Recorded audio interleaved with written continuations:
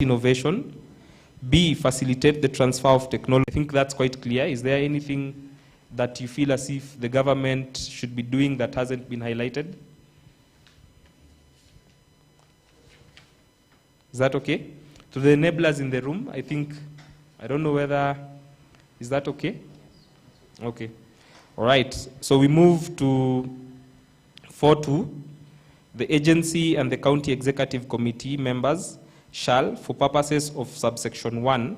All right. So we move to 4.2. The agency and the county executive committee members shall, for purposes of subsection 1. All right. So we move to 4.2. The agency and the county executive committee members shall, for purposes of subsection 1. All right. So we move to media. Okay. Good.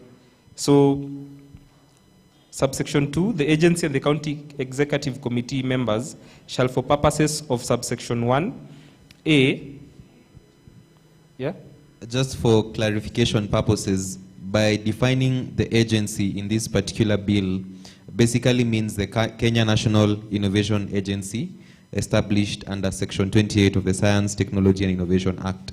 So as Dennis proceeds to talk about the agency, we mean Kenya National Innovation Agency. And I think the other important definition that we may have skipped is a credit guarantee, which we will get through the bill, and it means the guarantee of monetary liabilities, excluding technology guarantee, borne by an enterprise. I think those are the two definitions that we need to really emphasize on and clarify. I think the rest are quite straightforward. So over to you, Dennis. All right, thank you very much for that input, George. So as I was, so subsection 2A, the agency and the county executive committee members shall, for purposes of subsection 1A, put in place a national and county incubation policy framework for the development of the business incubation sector and startup ecosystem.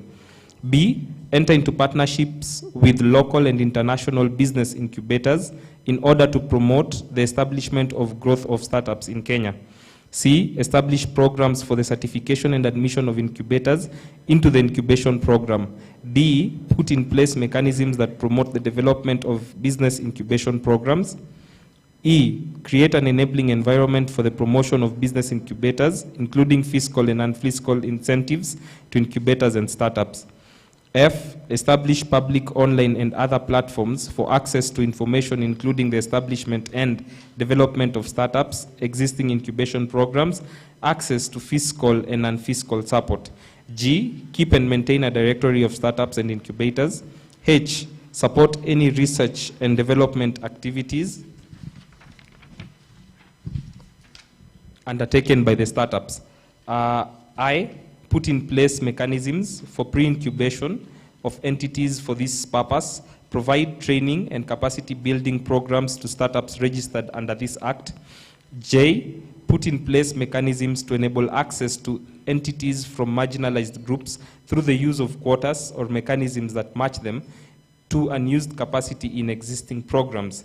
K, put in place facilitative structures that ensure the protection of the innovations of startups at the national and international level for the protection of the intellectual property. Up to there? Everything is okay? We're all at par? Okay. Anyone who'd want clarification on anything up to there? Yes, Elvis?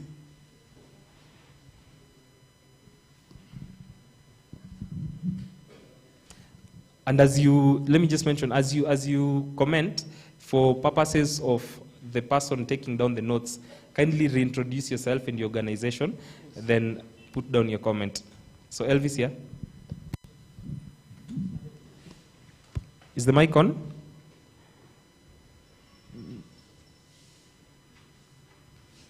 Okay. My name is Elvis.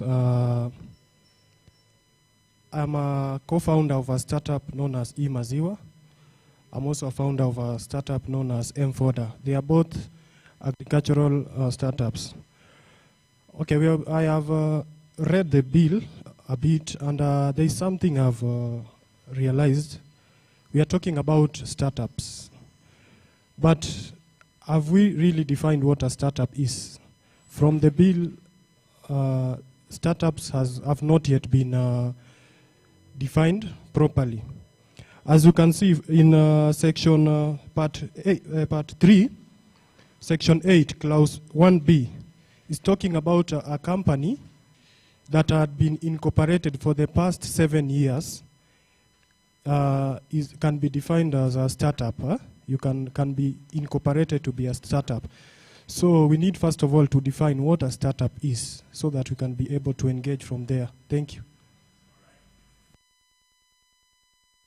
Thank you very much for that. That was much expected, and I think Wilson will clarify on that. Yeah, startup is better. The word startup is, where is it? But I think some of the things that were mentioned in the definition of a startup, generally, a startup is a stage of growth, but in this case, specifically for this bill, a startup shall be defined as an organization which is a private company or a private partnership. And I think somebody can correct me on this, but the main part is that it uses innovation, or its whole operation is anchored on innovation. And then the innovation touches on ICT or something of the sort. So I think that would be it. It really has to rely on ICT solutions as the main innovation. Is there anything else that you'd... Because if you look at the miscellaneous, you go back, part 3,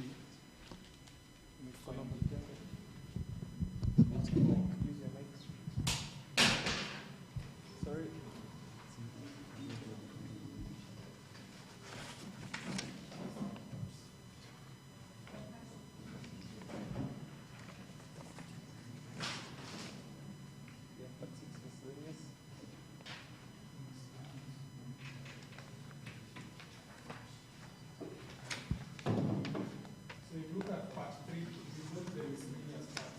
If you go to the miscellaneous part, under the bill, I'll just read the last line. Under the bill, an entity shall be registered as a startup if, among other things, it, 1, is registered in Kenya as a private limited company under the Companies Act, partnership firm under the Partnership Act, limited liability partnership under the Limited Liability Partnership Act, or non-governmental organization under the Non-Governmental Organization Coordination Act. Then part B, is newly registered, has been or existence for a period of not more than 7 years from the date of incorporation, or registered, and in case, however, in the case of startups in the biotechnology sector, the period shall be up to 10 years. So you must be operating at least for up to 10 years from the date of its incorporation or registration.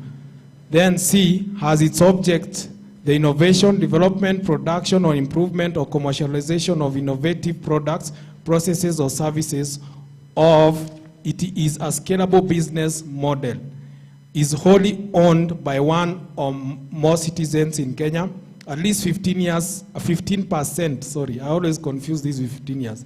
15%, the entity expenses can be attributed to research and development of activities. So where is the contention when it comes to the definition? Is it actually the number of years that the startup is operating, or how do you feel when it comes that, you know, we've omitted something when it comes to definition of startups? Because maybe we can understand that and then, you know, try and actually deal with that issue. Yes, Elvis. I think the number of years, that is the bone of contention. So how do you feel? Because, is the number of years more or less? Or do you feel we should add the number of years when it comes to defining a startup? Or do you feel it should be around 3 years? Yeah, I think it should be, because, you know, when you are starting a business, remember there are certain parameters that you use when you're trying to, like, see whether this business will succeed, or there are some due diligence that you're doing when you're trying to see the impact of your business, maybe in terms of studying the business pattern. Remember, you have a business plan. And imagine for 7 years trying to analyze your business. I think they should try to minimize the number of years. Because, you know, what happened is, remember, one thing we have to differentiate is differentiating between SMEs and startups. Because there is a confusion. Not many people understand exactly what is an SME and what is a startup. As Dennis has said, an SME, you know, the growth path is different compared to a startup. And a startup, when you come to a startup, this is a company that is trying to bring a new innovation in business, especially within the tech industry, or maybe they're using a tech within their process. So when it comes to forming this business, I don't think, it's my own opinion, yeah? 3 years is enough for a company to have, you know, developed certain technology to actually scale it up and actually, you know, commercialize this technology. As we all know, for example, if you're developing a new technology, it will take you, I think 7 years is the minimum.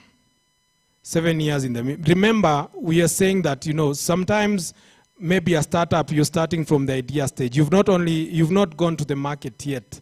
You're still, you know, below the market. And when we're saying, you know, the incentives that are coming in, we are trying to support the startup actually to develop the technology, to, you know, create systems and all this, and sometimes also to create linkages within as they're coming up. So I don't know, maybe we can have a discussion within the members. Do you think 3 years is enough or 7 years is more?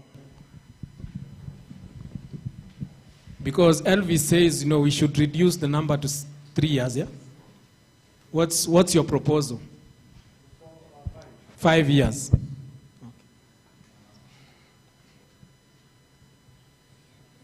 Okay. I don't think it's about the number of years to define a startup. I think it's the size of whatever you're doing. For example, if you take TikTok, it hasn't taken 5 years or so, but already that's not a startup. So I believe it's not the size, it's not the number of years, but it's the size of the corporation. You can have a technology that can scale up very easily within 1 or 2 years, and it comes from a startup stage, goes now to something totally different. So I believe maybe the definition of a startup should go more into the size or wherever the stage you are of growth. Yeah. Okay. My name is Stanley, once again. Yes. So on the issue of what Elvis is bringing up, I'd like to make a reference to a book by the name Startup Cities by Peter S. Cohen. Now, I was joking with my partner over here that this now is what is codified. We have now a codified regulation to enable us now to engage startups in Kenya. There's a series by the name Startup in which our very own Edgar Vegi did a really good job. So in that series, it showed the wild, wild west of how to operate with startups, on how they were trying to build up a startup in an environment which did not accommodate them. In our scenario in Kenya now, we do not have, this is the first time that we are having this, a codified regulation on it. So I believe for 7 years, and I concur with you, Willie, it is actually important to build all those connections, everything. I believe it's quite good. The 7 years is quite good. Elvis, quite good. Because remember, yeah. I agree with my friend here, you know, a startup, sometimes you cannot define a startup depending on the years, because sometimes, you know, you might be like TikTok or maybe Facebook. You're in within 1 year, 2 years, then you're ready to scale up and you're out there. So the thing is, as you look part 4, we need to actually read the lines, yeah? Because under the bill, an entity shall be registered as a startup if among other things, then you read the A, B, C, D. So years is one of the qualification, as you can see. Registration is one of the qualification. So either through the Companies Act, the Partnership Act, and all that. Then innovation, you see, has its object the innovation, development, production, improvement, and commercialization of. Then ownership is another thing. So, you know, we are not only using like saying it's 7 years alone that qualify. You know, you might not have like 7 years. You might be operating for even 1 month. But at the end of the day, you have objects of innovation or development of a product, or maybe that is already innovative enough to actually be scaled up. So you don't need actually to have operated for, you are registered and you have an innovative product that is already to be scaled up and go to the market already. So you're already a startups. So I think only, it's just a provision for the years. It's not mandatory that you must have operated for 7 years. So the other aspects that need to be there also, that you can qualify to be registered.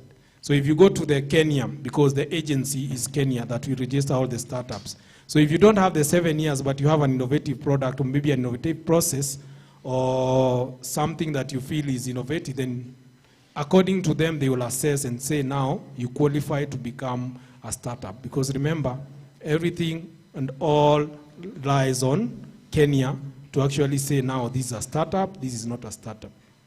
Yes. And also to concur with you and the Elvis, the legal language that is used in drafting up legislation is usually tedious. So from that section B, a startup is newly registered, as you've just said, yeah. So it can be just newly registered and just a startup. So si lazima ingoje 7 years, yeah. I hope we've clarified that. And any other contribution on that point before we close? Let's engage, let's talk, and anything from, let me look at the Zoom. We have some reactions. Then you have somebody, who's this? Charles. James. Okay. The chat room. Let me get to the chat room. James defines a startup based on growth stages, and I think it is what Peter was trying to tell us, that the major definition of a startup should be based on the growth stages. And as you've clarified, I can just register my startup today. I'm recognized as a startup. Yes. So based on the fact that I'm within the limit of 1 day to 7 years. So I think that is quite clarified. Unless you want to reduce the term to 5 years. So you'll be locking out the guys who've done business for 6 years. So they are not startups. Good morning. My name is Beatrice, and I wanted to contribute towards that point. I think I would like some clarification, especially because we have lawyers in the house. I think this country, we are struggling because of corruption, isn't it? And saying that a startup is a startup for up to 7 years, I mean, what is, you see there are incentives that are there. And some of these incentives are also tax incentives, isn't it? When we say that a startup is a startup, and we are talking about it being a startup up to 7 years, that means it's enjoying privilege not supposed to enjoy. I mean, should we not have at least 5 years? I think the 7 years is too much. For me, I think the 7 years is just too much.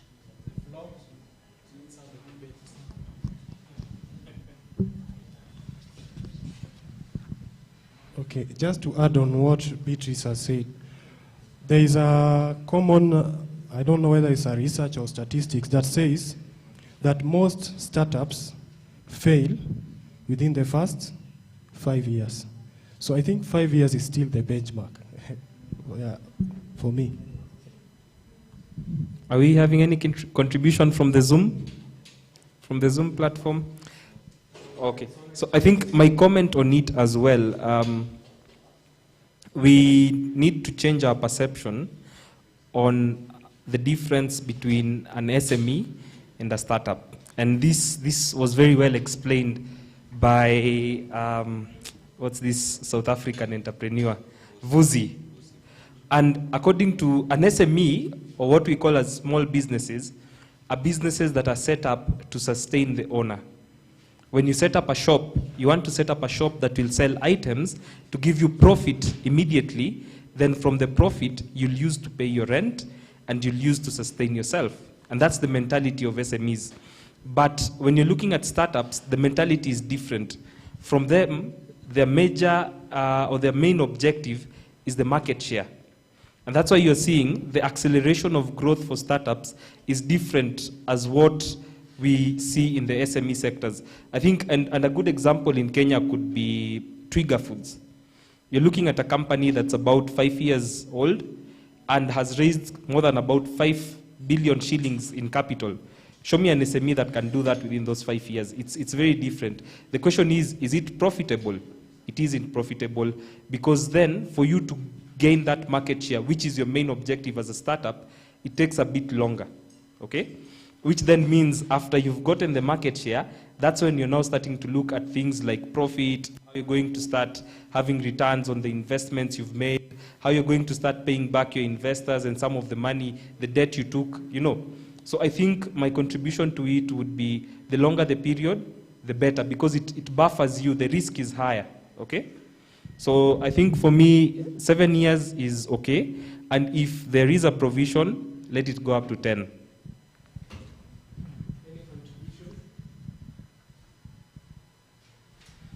All right. Thank you for that, Elvis. That was good. So I think we'll go back to, now that we've gone back, I think we've already gone to part 3. Before we go, Dennis Okari Douglas, as he's saying, you know, I think I'm not sure, but I think it is in terms of defining what a startup is. A number of employees and annual revenue plus years of operation. Okay, yeah, I think it's a combination, and that's why, as you've mentioned, the clause starts by saying among others, okay? So it's not a one point definitive sort of thing. Now that we've skipped to part 3, I don't know whether we need to go back to part 2, clause 5, for the establishment of incubation programs. To the startups in the building, do you think that is something that lies within the enablers? I think that's for the enablers. So for the people from Chamber, the people from MCA, Nakuru Box, CoELIB, and myself, do you think part 2 would be of interest to you, the establishment of an incubation programs? Does MCA run any incubation program? Or am I saying it wrong? The MCA. Do you run any incubation programs? Okay. And do you think the bill is satisfactory on the regulation on establishment of incubation programs? Okay. Yeah, I think so. Mm-hmm. I was going through it. I don't have a privilege to read it before. Okay. Just going through it now. All right. So all once right. I get it, I will be able to respond. All right. That's okay. From Chamber, it's all right with you? Do you run any incubation programs? Because we have, as we proceed, remember. I think she can be given a microphone.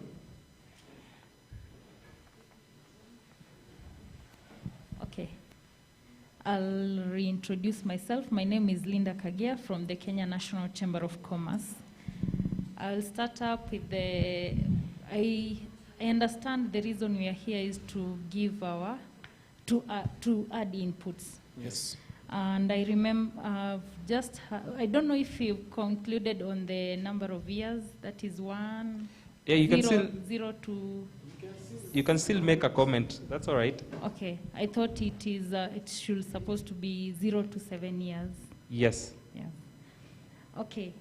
I wanted to give my opinion on how to promote innovation. I don't know if it has been expounded. Okay. What part? I don't know if it is on incentives. Or you can just say it loud and then we see where.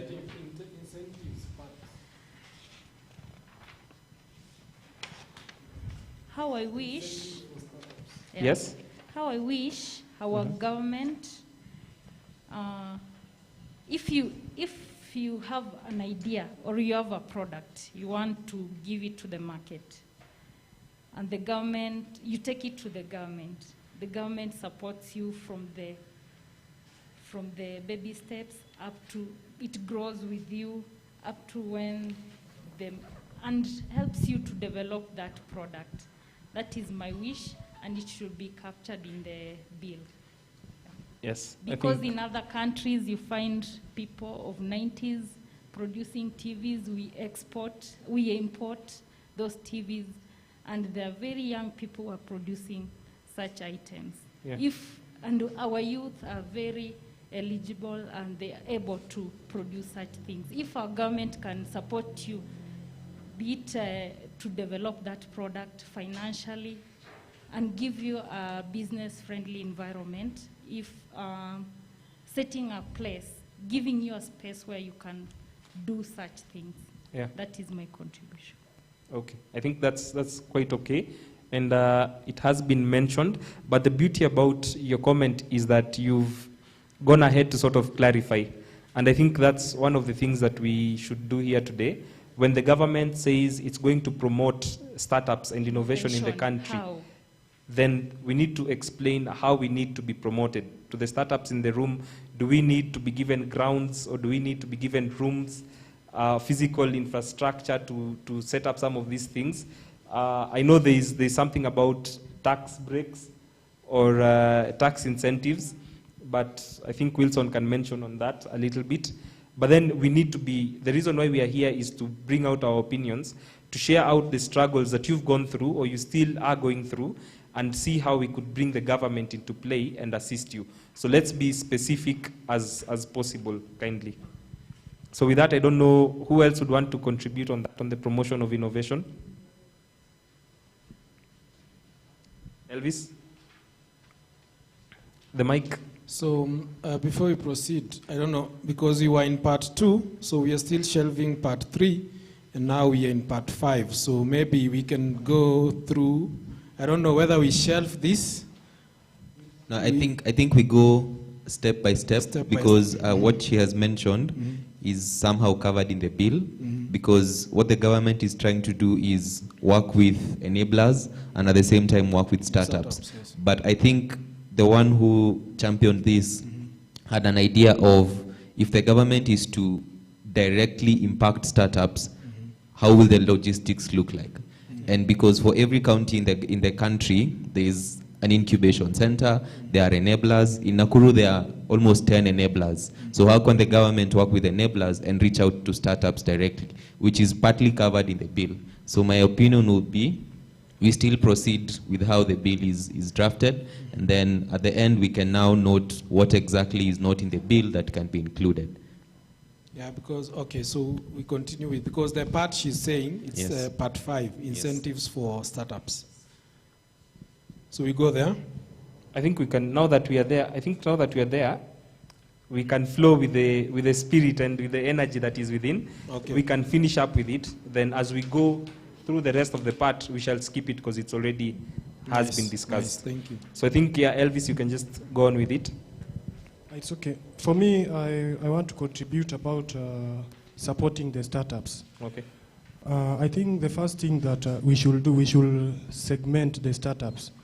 As you have given an example about, TikTok, that has grown within a smaller period of time. So we should segment startups and then provide technical assistance or rather acceleration depending on the needs of the startups. So the startups should have there is a way they should be segmented and their needs identified, then they should be supported according to their needs. Yeah. Wilson, do you want to comment on that? Okay. That's why I'm saying, if you all can go to part 5, because I don't want to go through the whole clause, that is section 23.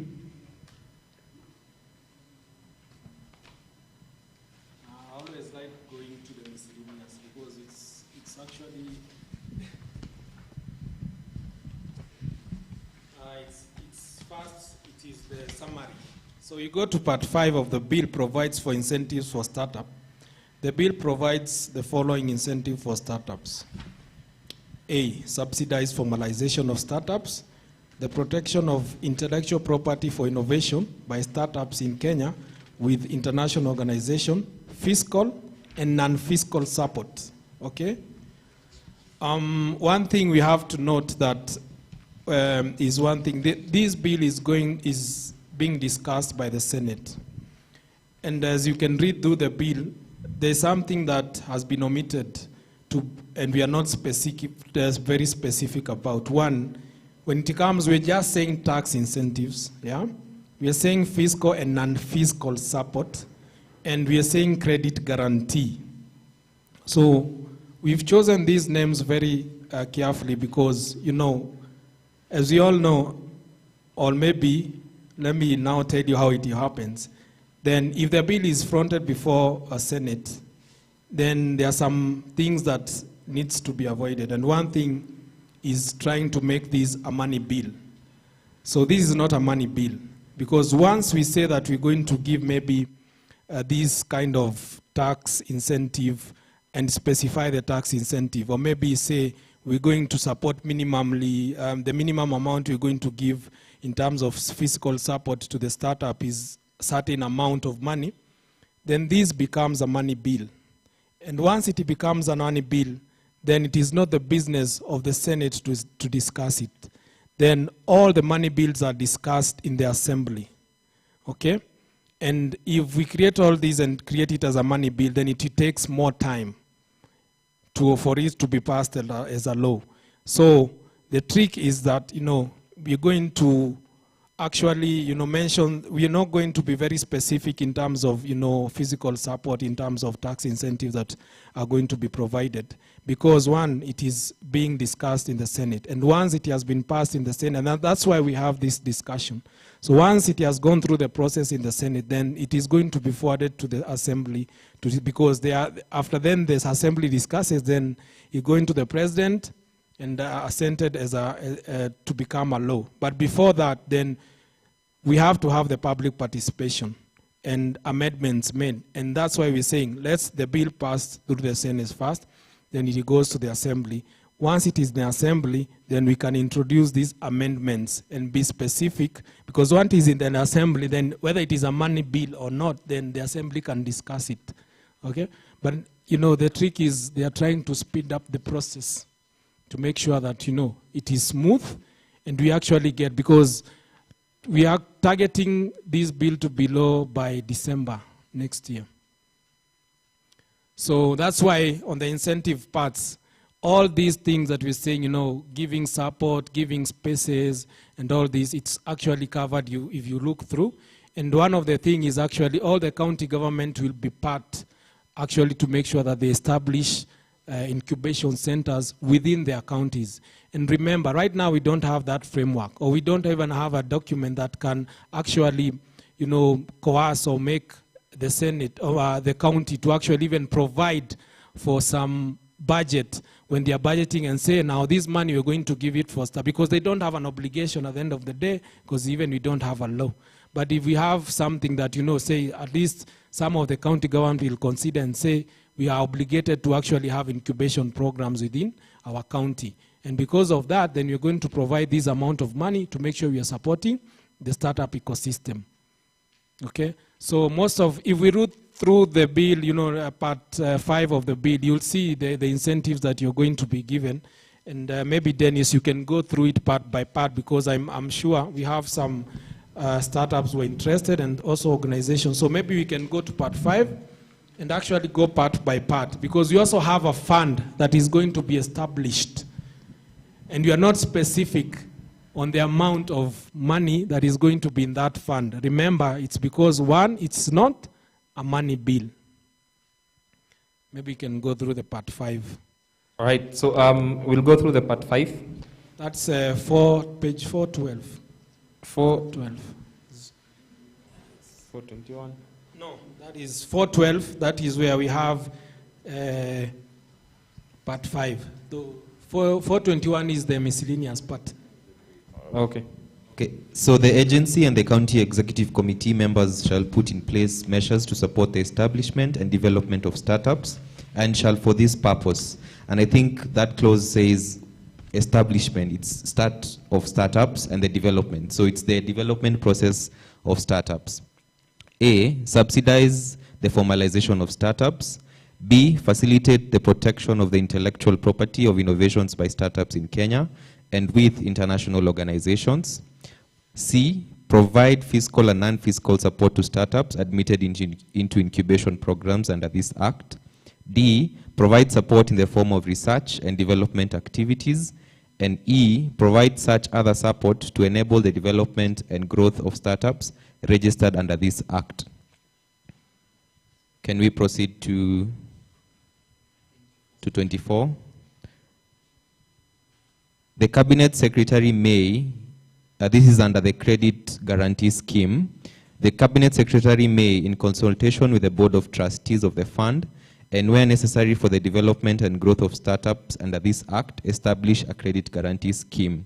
The Board of Trustees in that section is also covered in the bill. It identifies 7 or 8 members of the Board of Trustees, and we'll go through it as we proceed. Number 2, where the Cabinet Secretary establishes a credit guarantee scheme under the subsection 1, it shall have as its objectives A, the provision of accessible financial support to startups, which is what Dennis was mentioning, a framework of guarantee for startups, a framework for credit guarantee for startups, part C, guarantee for investors in the startups, D, availing of financial and credit information to startups, and E, capacity building on financial and risk management to startups.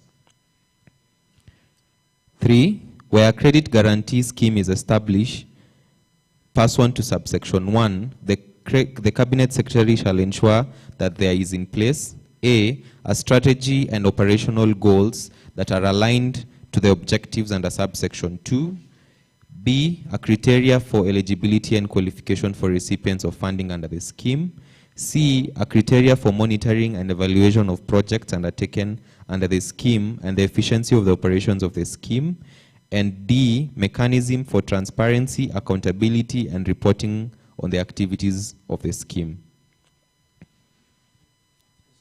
Before we proceed, is there any additional point? With your very kind permission, I'd like to point out something.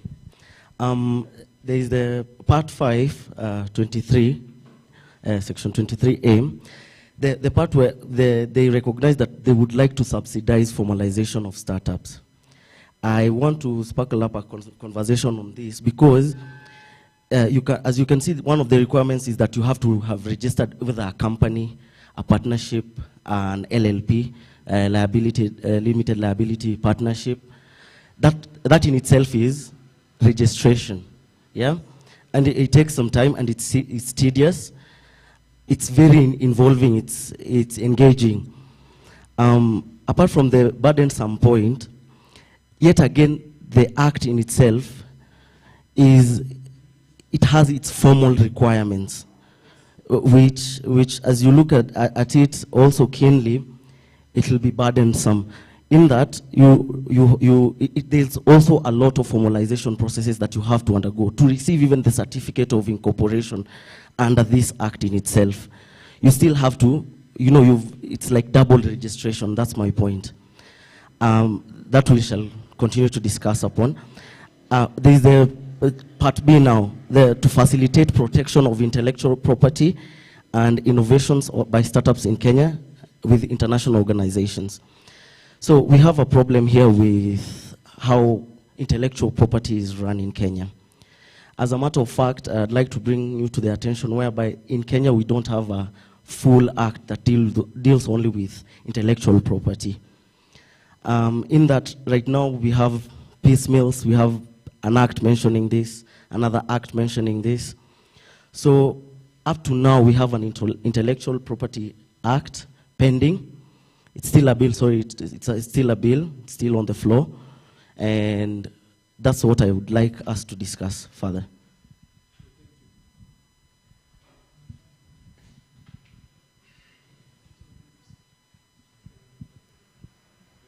Thank you. I think this is a point of discussion because I also expected you guys to, I'm part of the committee or maybe, and I don't want to, because I contributed what I feel when I met the committee, but I would like it to come from you and actually, so that because one, and as we were looking at for you to be considered as a startup, one is registration.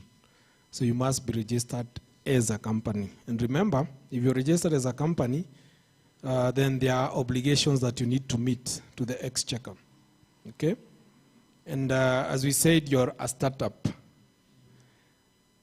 So let's discuss from there.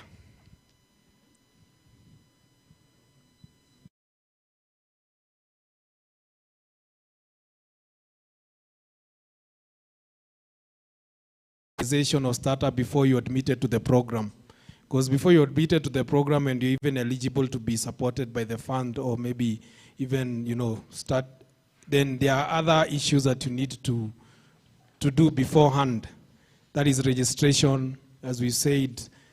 So this is something we need to discuss. Do you feel that, for you to actually, be considered, you need to have a certificate of incorporation to get in? And remember, when you're having this certificate of incorporation, then it comes with obligations. And remember, now, then the government, then we come and say, subsidize or formalization of startups.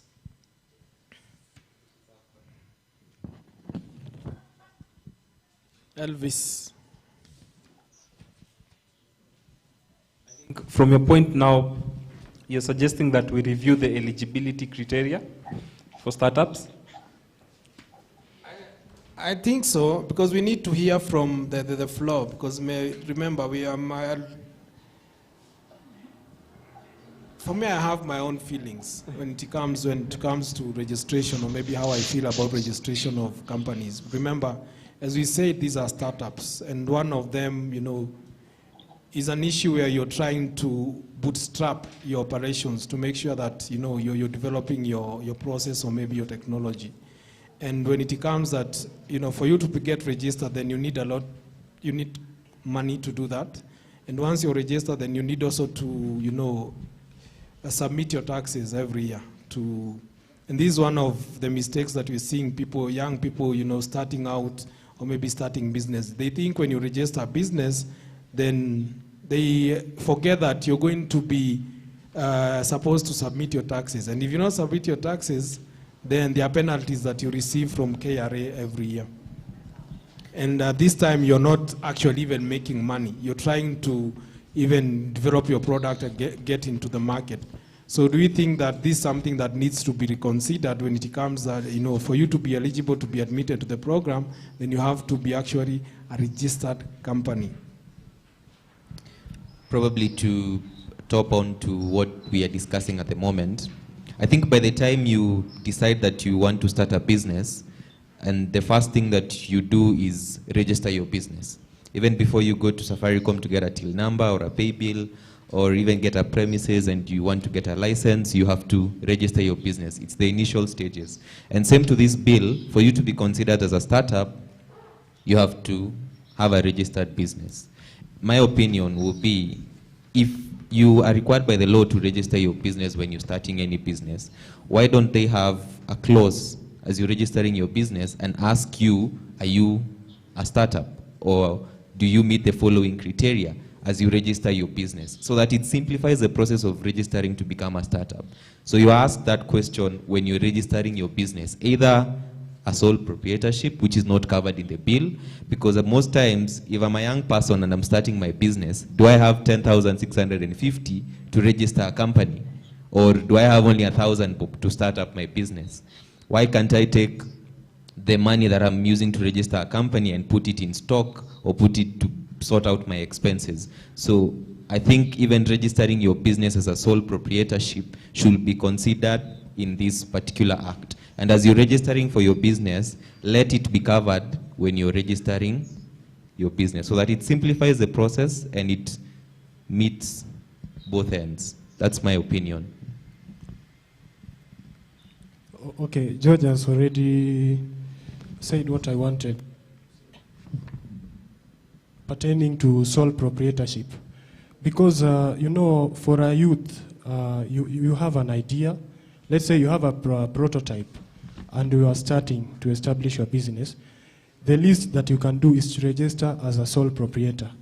Then you have this bill that want you to incorporate your business. So I think we should look into that issue. So like part 5, when you look at the clause number 5, section 23, subsection 1. So as, what's your name again? Janja. As Janja has stated, subsidize the formalization of startup. Do you think that statement is very general? Or maybe it should be specified or?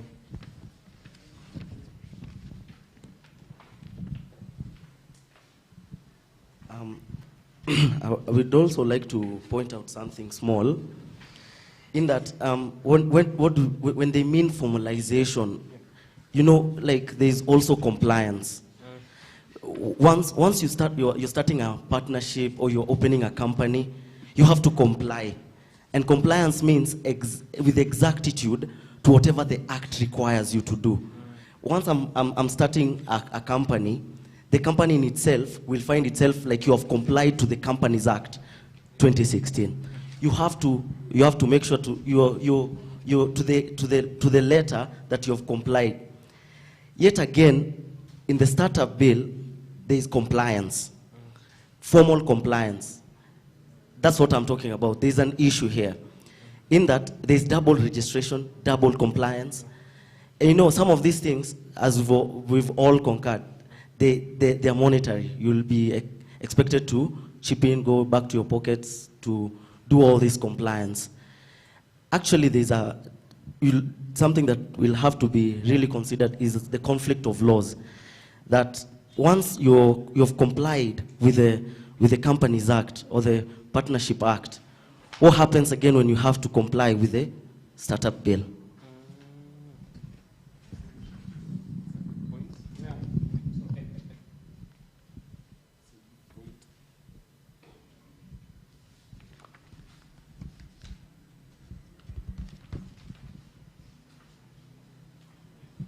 Something small that I have forgotten. There's also also in the part of compliance.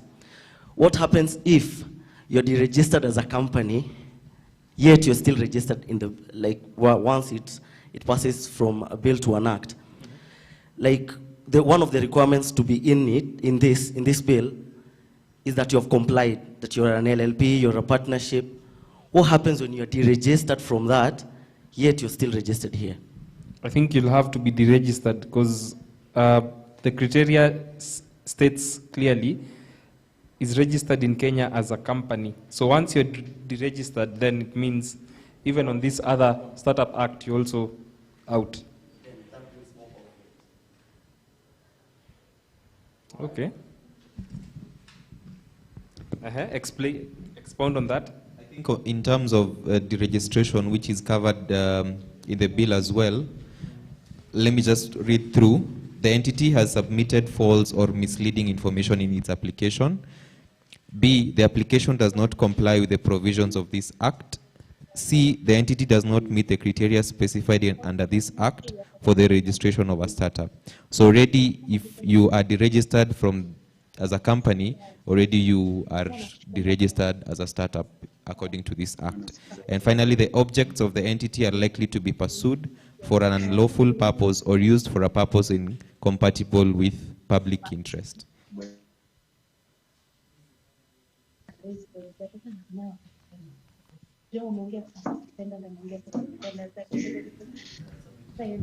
And the conflict is the conflict. So I think to emphasize on what he's trying to say, and this is something that should be subject to discussion. We think, or he thinks, that there is double registration, there is double compliance. What do we do to simplify the process of registering as a startup? What are some of the suggestions that we can table right now so that the bill can be amended and we can simplify the process of being considered as a startup? Because somebody can register their company and start winning tenders of millions, are they a startup? Are they considered a startup? But they've just registered their business under the Companies Act. So what will really qualify your business to be considered as a startup, and at the same time reduce the time and reduce the number of things that we are being asked for to register as a startup? I think that should be the point of discussion, and that should be put so that it can be tabled to do during the amendment period. Okay.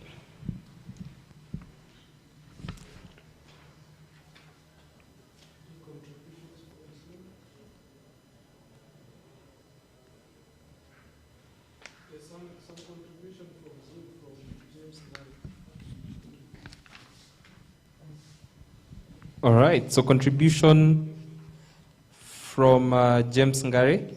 He says, or add an option of startup in the registration so that startups have a lifeline. We can also have a tax holiday for startups, subsidized registration fees, which can be paid later in the life of the startups. For instance, the Kenya shillings 10,000 for company registration can be kept pending or subsidized. Maybe you can ask James to expound. You can also talk. James, you can also, I think, unmute yourself and then be given a chance to speak and expound your point. Okay. I've also explained a little bit down there also on the chart.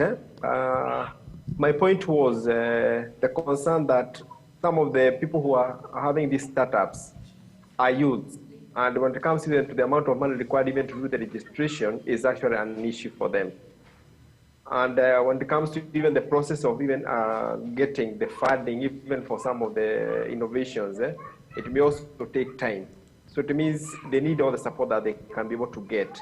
So if we can hold some of those monies that are required for the registration, maybe because it's a business and it will make money later on, maybe they can be able to repay whatever is supposed to be paid later on.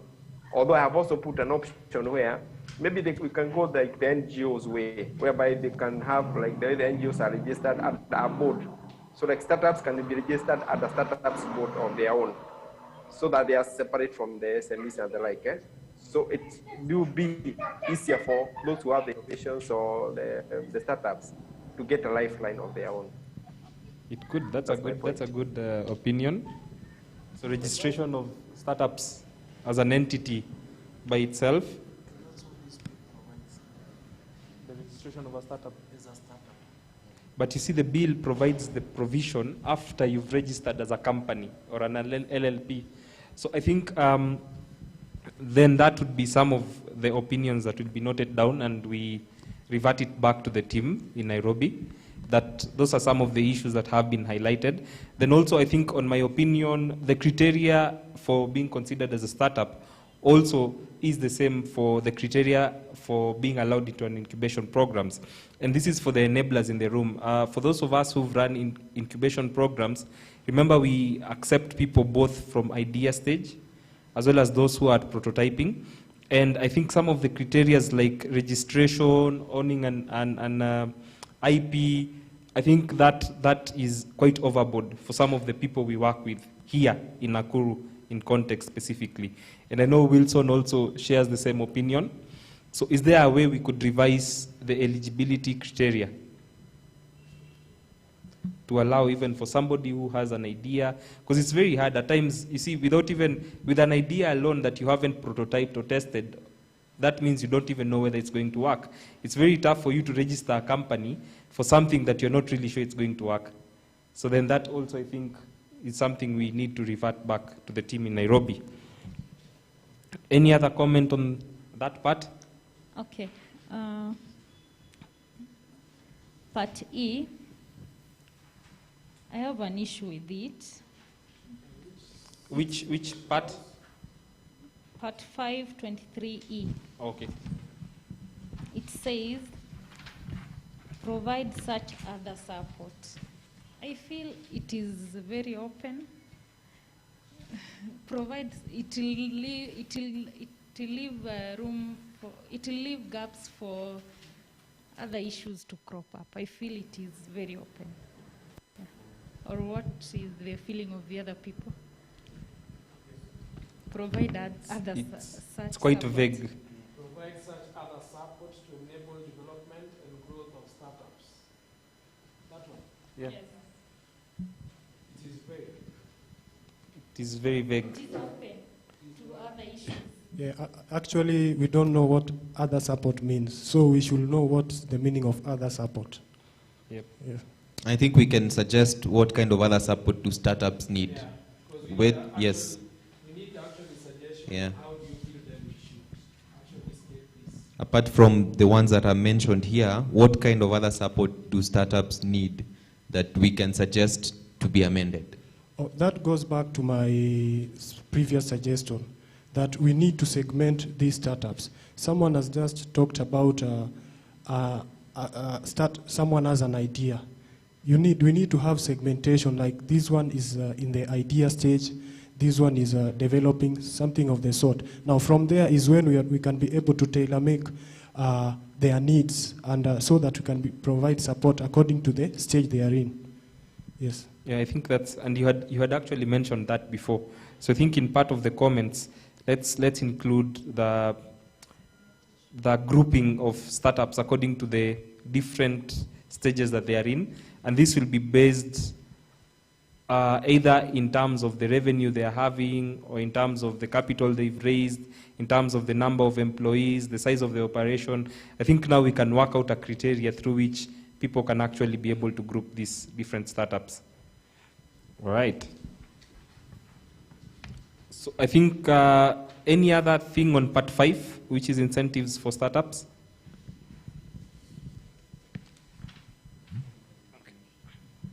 Yeah. I feel like the issue of intellectual property has not been dealt with. Yes. But that's also a huge quagmire. In the idea part that you're talking about, somebody has an idea. The first premise, even to patent it, requires A prototype. yes, and requires like these full procedures of compliance, also included in the piecemeal acts that we are talking about here. Because if you look at it from this angle, we have the Industrial Property Act. We have the, right now, COBO. COBO is the one, Kenya Copyrights Board is the one that deals basically with copyrights. And then there's the Intellectual Property Act bill, which is still pending on the floor. So that means this act also will also depend on the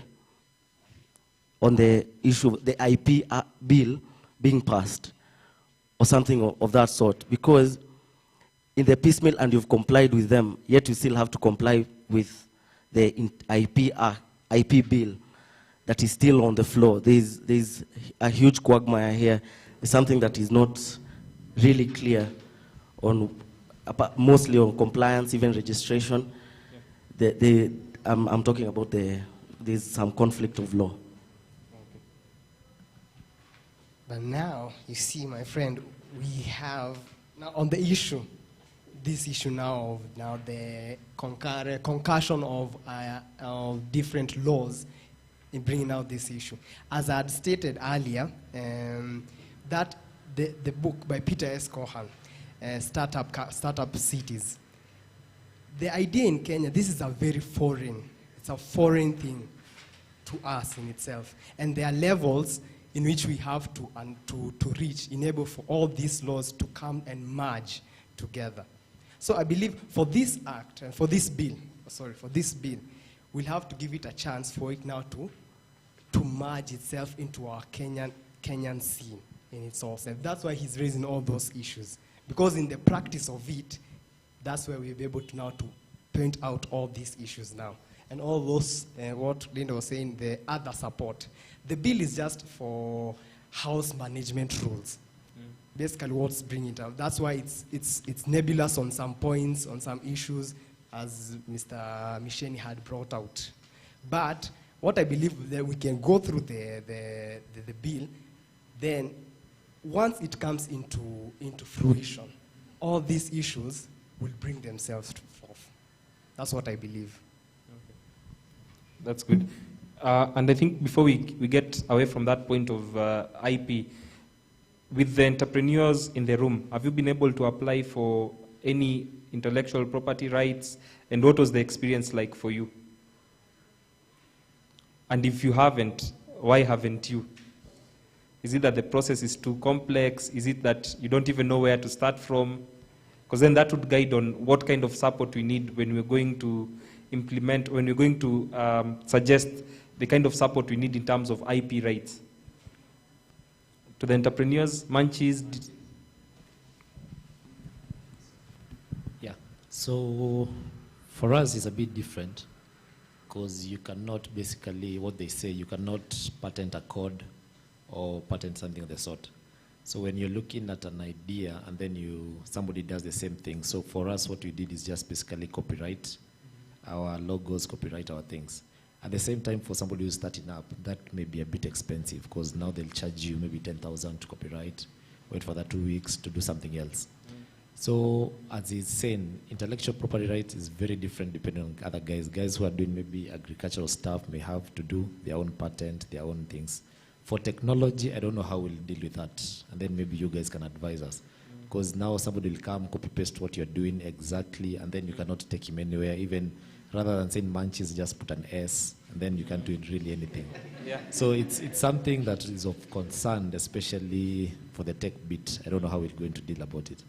Yeah. Yeah. And I think it's something that was earlier on discussed on another forum on how, when it comes to softwares are built by codes. So codes are assumed to be literal work, because you literally write codes. So they could be copy-pasted, but then the functionality of the software itself still lies under a patent, because it's unique in its own way. So I think that means as we're going forward with the Startup Act, we also need to shine light on that part of softwares and what the intellectual property should actually look like. And the confusion should be, I think, gotten rid of. Okay, that's all right. And I think as we still discuss on that point, because the bill has only covered 2 lines talking about patent. And this says that this is subsection 26, still on part 5, subsection 26. Number 2, the agency shall facilitate the startups to file and register patents at the international level. So that's the only statement that covers intellectual property rights. And I think this is something that needs to be covered more than what has just been mentioned here. And I hope we've captured what Munchies has told us about that. Yeah. So I think if there's anything else that can also be added onto that, because of time, we can mention a few pointers based on patent and then proceed. Okay.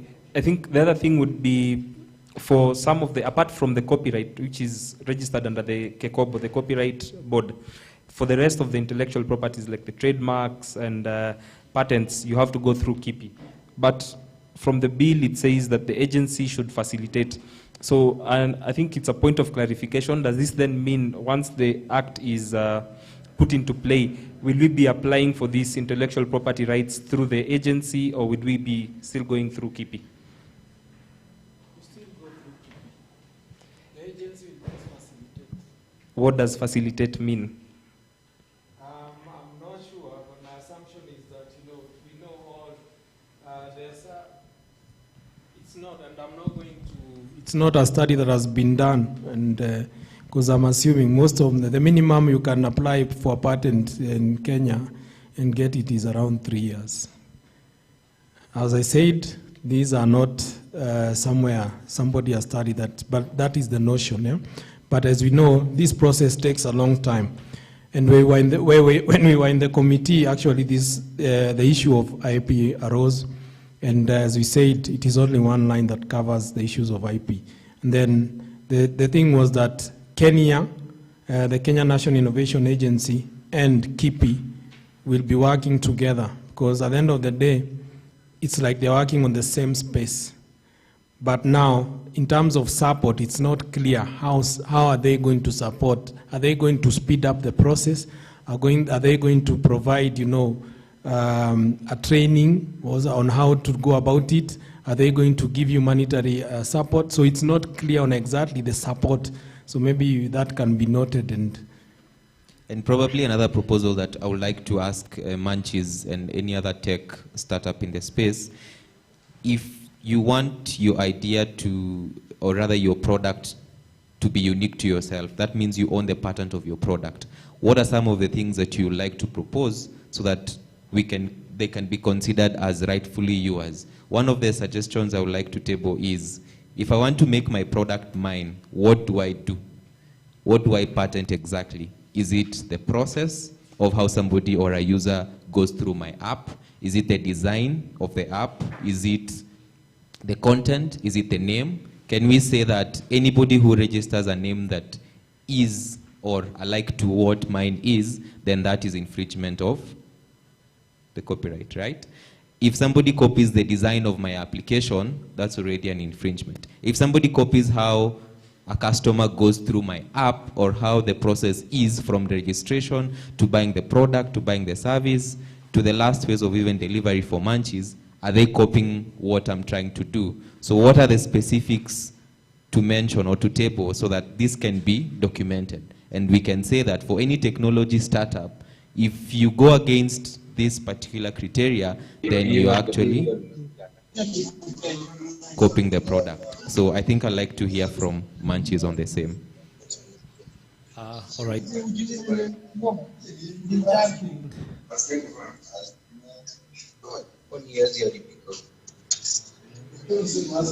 Media team feedback.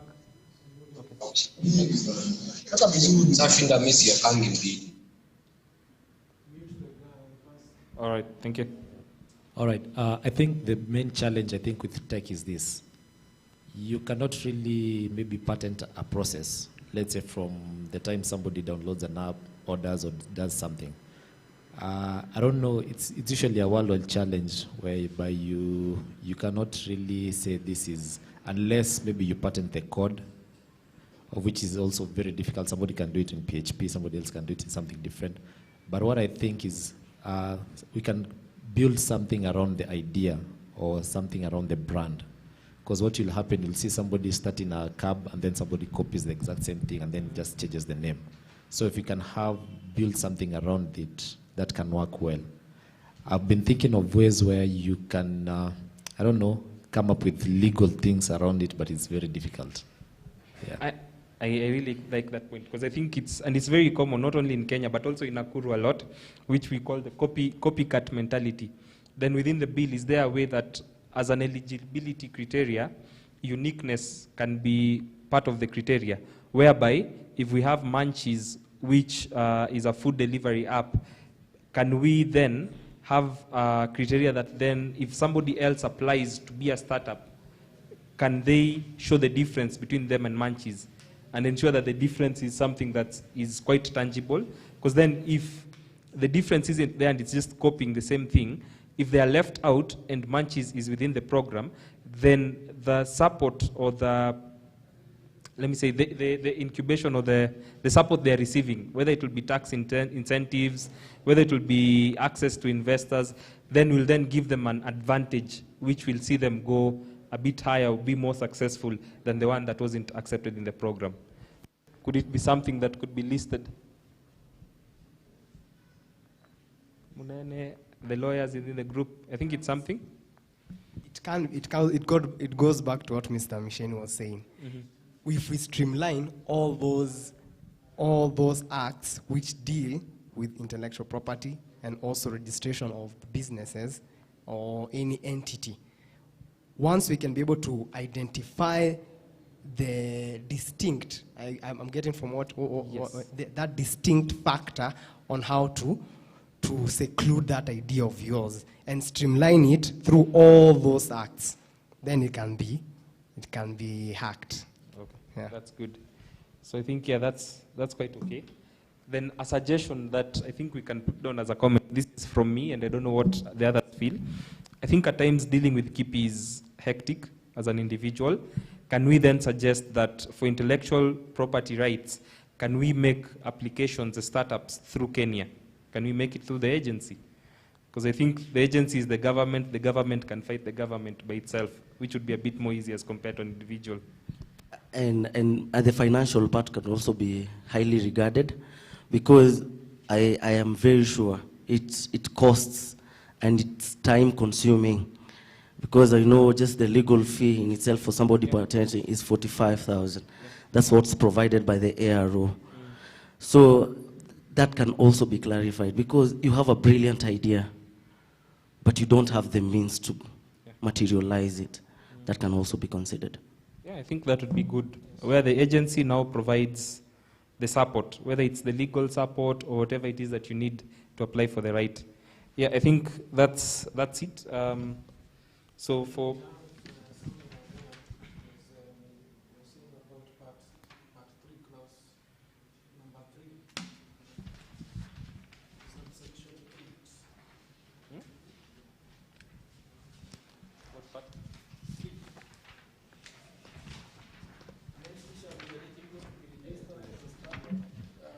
as a startup for the admission into the incubation program, if the entity leave that and then we go to the software part H, is a holder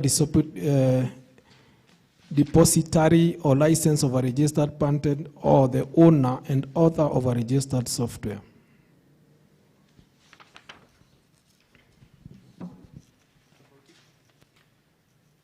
The issue to do with the patents, because at the end of the day, they also assume that, you know, sometimes you've already had the patent. So if you have a patent, then you're into the program. But the issue, the other issue is also because we can have, you know, an idea is not concrete in terms of you're the only one having the idea, because I can have the same idea as Dennis's idea, and we go and apply to the same incubation program. Then what actually will, you know, say that, you know, your idea is the same as Dennis's idea, so we cannot incubate two startups that have similar ideas. So how do we differentiate, or how do you know, make sure we differentiate these two ideas? Is it the process? Is it the patent? Is it, because at the end of the day, we can have two companies, or maybe even, you know, Kenyans, sometimes because if Dennis gives me the idea and maybe I add a small process, I can go and register that and say the same idea, but the only thing mine is different is because of this, but I got the idea from Dennis.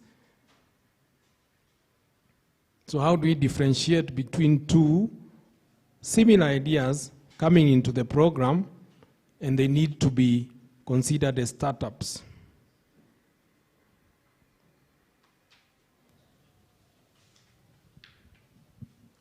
I think uniqueness.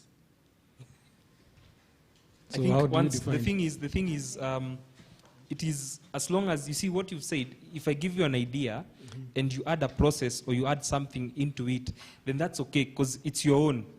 You see, it's very hard to protect the whole thing, but as long as you've added something of your own, then there's a uniqueness in that. But the issue is in me telling you my idea and you coming to replicate the same exact thing without adding any other thing. I don't know whether that makes sense to the rest of the audience. Okay, I have a suggestion. I want to give an example of Wasili. Startups, eventually startups, when they are started with an aim of probably making money, or they are brought into the market.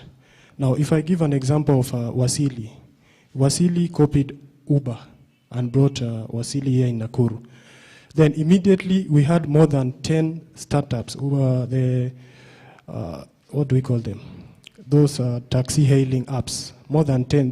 There was, I don't know, Mbomas, Safiri, Wasafi. And what happened after that? The market decided to, the market itself decided to regulate them. Now you see, most of those startups died. And we are remaining with, I think, one or two.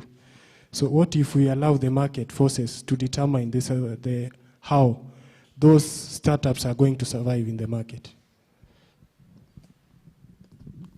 I think that would be okay, but the question is, what's the actual cost of allowing that to happen? What lies behind the fight? Because you see, when you can't differentiate your uniqueness, then it means the only way you're going to fight with somebody is through pricing.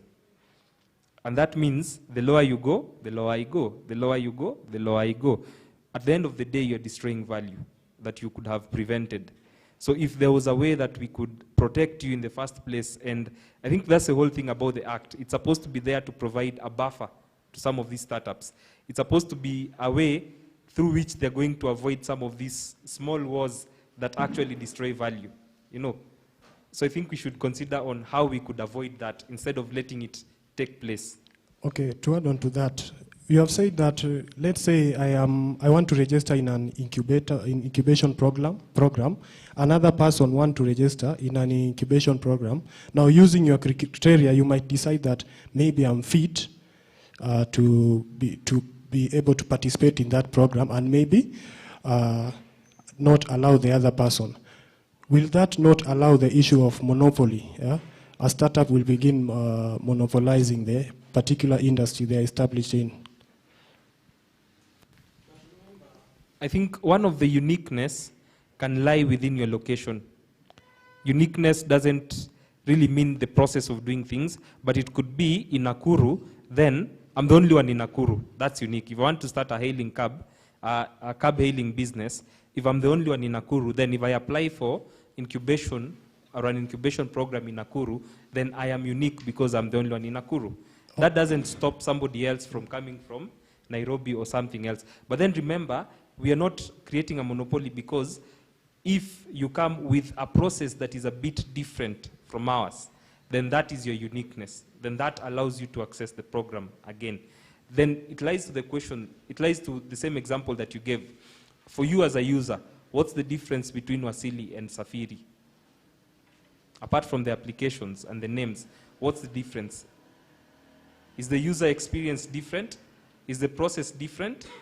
So then it means between the two, the uniqueness is very low. Apart from the name, then there's nothing unique about them, okay? So what we want to do is, it's also going to spur innovation. If you could come up with Safiri, but unlike my Wasili, let's say my Safiri has this one car process that allows you to hire drivers. You can still hail the cabs, but then also mine, I allow you to come and pick a driver who can drive you in your own personal car. That is unique. I haven't locked you out of the market. I haven't created the monopoly, but I've forced you to come up with something new that will allow the two of you to operate somehow. Does that make sense? Okay.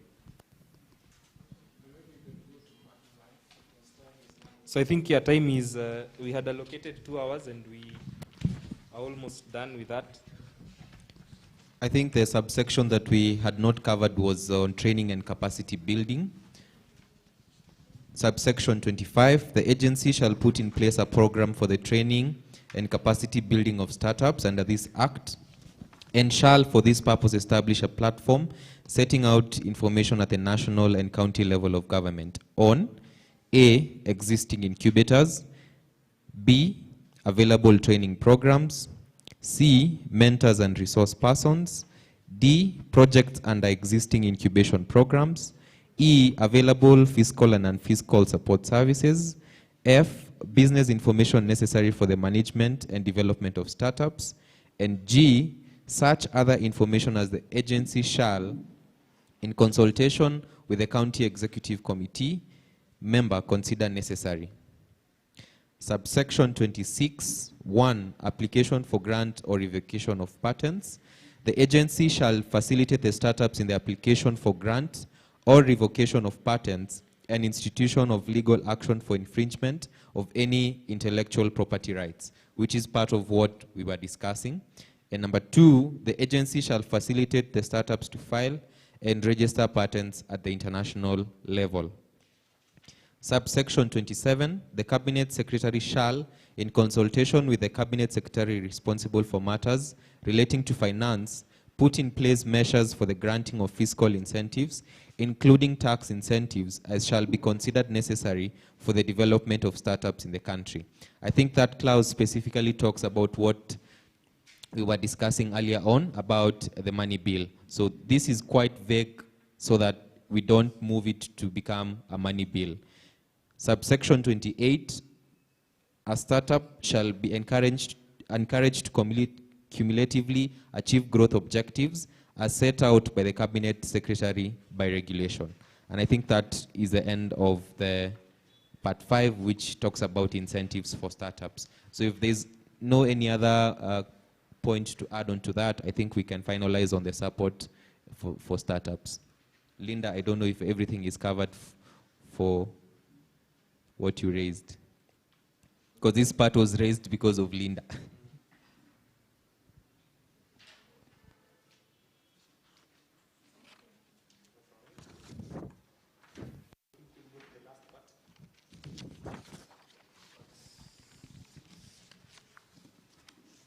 All right, I think we'll now skim through part 6 because of the interest of time. And I shall read it out aloud. So part 6, titled Miscellaneous Provisions. 29, subsection 1.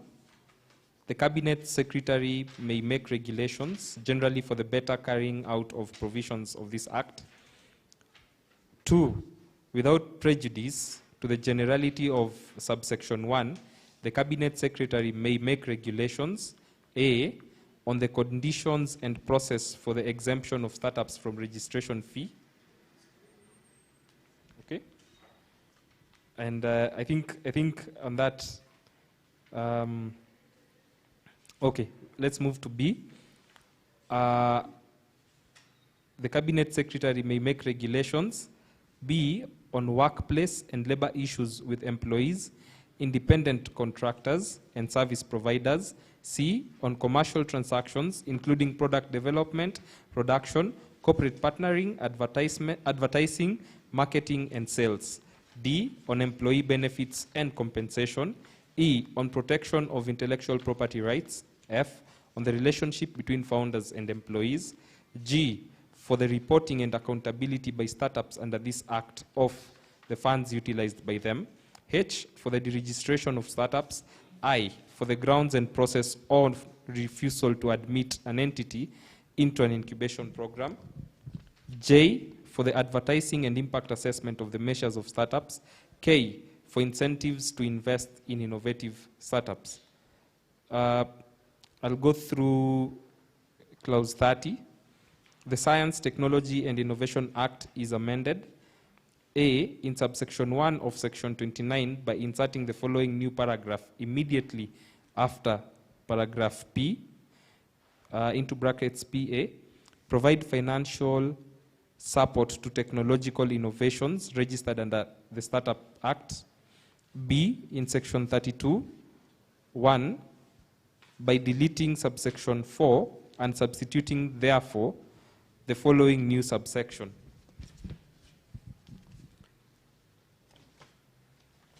For the fund shall be managed by a board of trustees, which shall consist of 11 members to be appointed by the Cabinet Secretary as follows. A chairperson, for being a person with knowledge and experience. A chairperson being a person with knowledge and experience in matters related to finance, investment, and fundraising related to science, innovation, and technology. B, the principal secretary in the ministry responsible for finance. C, the principal secretary in the ministry responsible for science and technology. D, one person nominated by the Kenya Private Sector Alliance.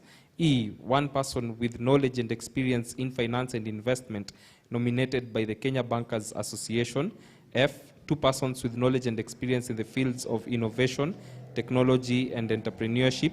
G, two persons representing startups in the country nominated by the most representative organizations representing startups. H, the director of Kenya Innovation Agency, which is Kenya, who shall be an ex-officio member. And I, the secretary to the commission, who shall be an ex-officio member. 2, by deleting, Roman 2, by deleting the words subsections 4, part A, D, E, and F, appearing immediately after the words trustees referred to under in subsection 5, and substituting therefore the words subsection 4, part A, D, E, F, and G. C, in subsection 2 of section 33 by inserting the following new paragraph immediately after paragraph B. This is a lot of English. Into brackets BA, financial support to technological innovations. D, in subsection 1 of section 36 by inserting the following new paragraphs immediately after paragraph into brackets GA, provide financial support to technological innovations. I think on that part 6, I think apart from the lawyers, is there, on the startups and the enablers, is there anything that you'd want to be clarified or to have a discussion around? There is something we have talked about, the fund. You see, Wilson told us that this is not a money fund. This is, it's not a money bill, yeah? But we cannot run away from it. Eventually, there'll be a fund. And you know we are in Kenya and we are Kenyans, and we know how we do things as Kenyans. Now, among those people in that community, there is one entity that has not yet been included, the ones involved dealing with litigation purposes. You see, once we mention fund here in Kenya, we have issues of corruption. We can have a fund, and then youths or rather startups will be told to apply. Remember, there are those people who will go and register their own startups, the same people that are funding, yeah? So we need to have a system where authentifies the real startups. After that, we need to have a litigation process in case the funds are messed up with. So when you see that, that can only be done if we have members also who can be watchdogs. They can be able to look at how the funds are being managed, and they are not there in that committee. So they should be included. Who do you feel should be? Because you said there is a lack of a litigation representative. So who do you feel has been omitted? So that we can clarify, she can write exactly. So we have lawyers here. They can, I think, handle that point. So maybe a representative from... Yeah. What do we call them? With a low background, or maybe, I'm not sure. A watchdog, maybe an anti-corruption committee, or maybe Law Society of Kenya, something of the sort. Yeah. We are doing suggestion here, so feel free. Everything that you're saying is being taken, and we are going to give it as it is. We are not going to edit anything. So, and then forward to the committee, and then they will amend depending. So if you feel that, remember this is a fund that the startups are supposed to access. And the guys you've seen there, or maybe the representatives that are there, they're supposed to decide on exactly how this fund is going to be administered. So if you think there is something that is missing, or somebody is supposed to represent you that is missing here, then it's time for you to suggest that, you know, we feel that 1, 2, 3 should be included. Yes, Janja. Apart from just from the fund in itself, the whole bill has no checks and balances. In that, the power is just with the cabinet secretary and the registrar, who in themselves are people like us. And over and above that, there's nothing that puts them to a criteria whereby they can be questioned or something can be inquired of whatever move they make. Whether deregistration, I've seen there's somewhere you can, whether maybe appeal after being deregistered, or whether they have refused, you've not met the criteria. So there has to be checks and balances for the whole bill in itself.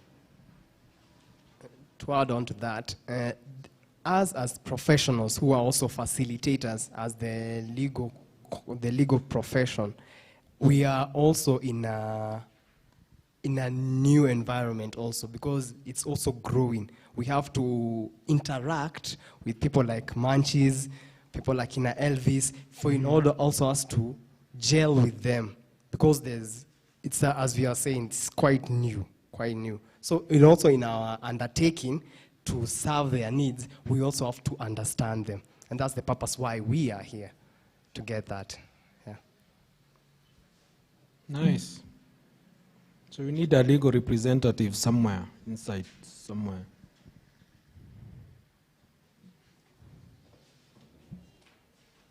Any other contribution? Let me see whether you have any contributions from the Zoom group. James.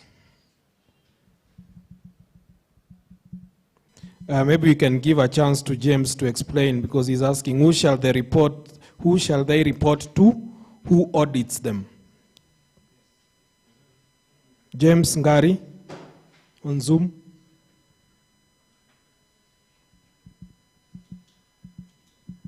Hello? Yes, James.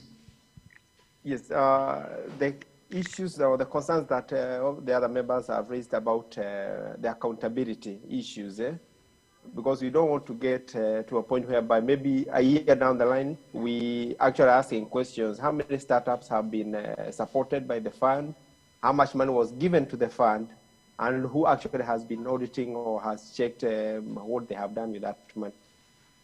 Because we want to get those issues coming up. So who is going to be checking on them, or who are they going to be reporting to? Like that gentleman who has said, are they going to be reporting to the cabinet secretary, who is actually the appointing authority of the board, or are they going to be reporting to parliament, or are you going to get them being checked? That should be the question I was asking, yes. Nice, thank you. James. Okay. Any other comment?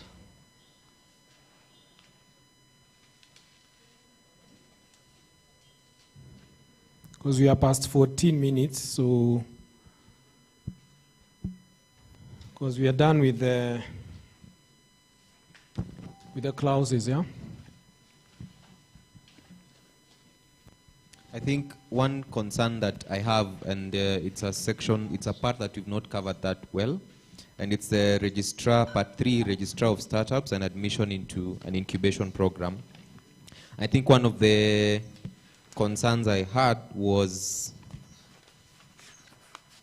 where the registrar, which is subsection 10, the registrar of the county registrar, as the case may be, shall within 30 days upon receipt of an application under section 9, that clause already tells us that the process will take long for you to be registered as a startup.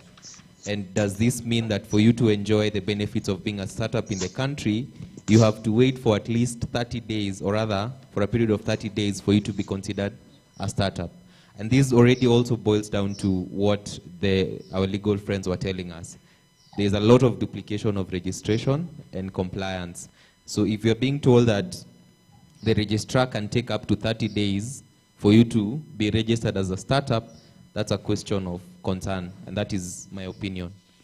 Can this number of days be reduced, and can these eligibility criteria be reduced to be favorable to startups in the country?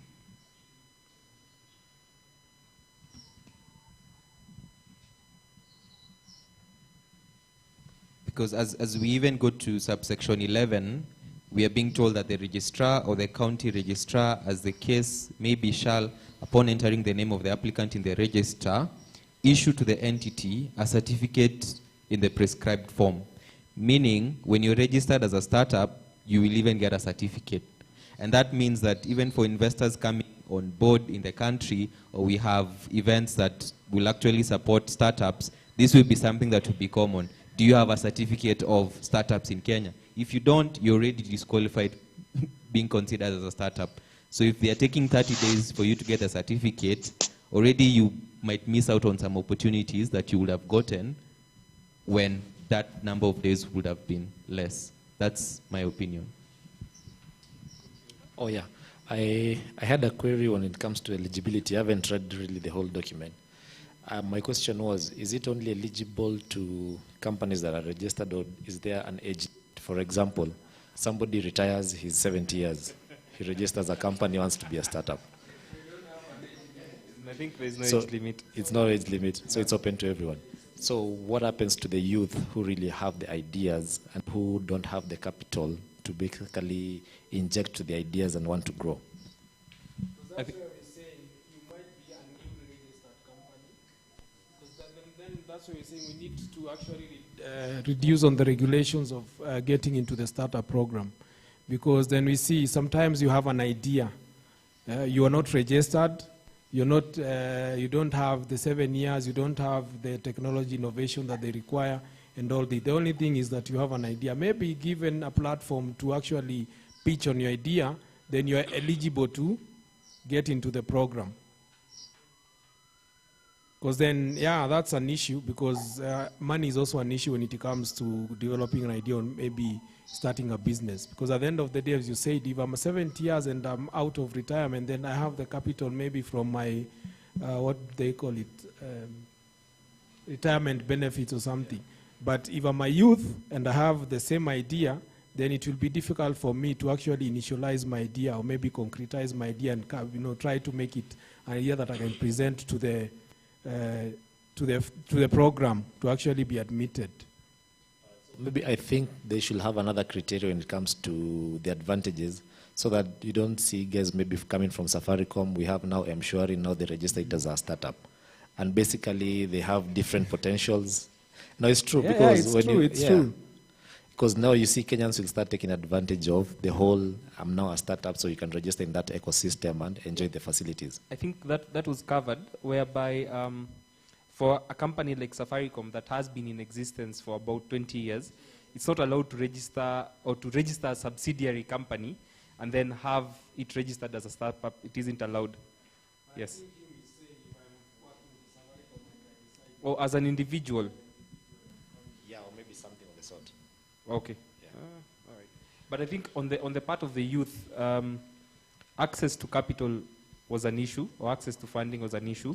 And I think that's where part of this framework is to ensure that even those who are being considered as startups, regardless of your age, regardless of your background, you're given access to investors who then will give you access to the funds. Yeah. I have an issue. Yeah. We still do the Section 10 as it is, the consideration of application and registration. So according to whatever is jotted down here, is that once you're considered and you're eligible, you'll be immediately registered. What if you're not? What if you've not met the criteria? Who will inform you where you went wrong? There has to be something that, you have to be told where you've been faulted in the process. It's not the end of the line. Like, since you've not been considered, mostly in legal issues, once you're not considered somewhere, you're given reasons as to why you're not being considered.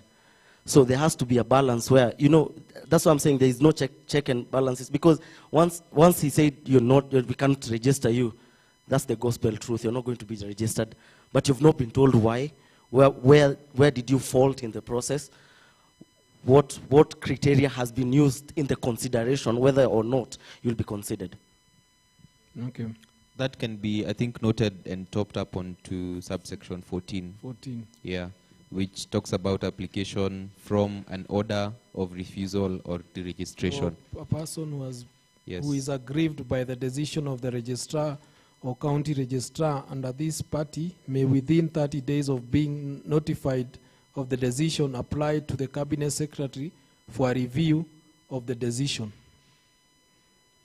So I think now that should be topped up by saying they should also give reasons as to why you are deregistered. You are deregistered. Yeah, or not. And what if now the cabinet secretary also faults you and you can't even get a legal, like a legal remedy per se?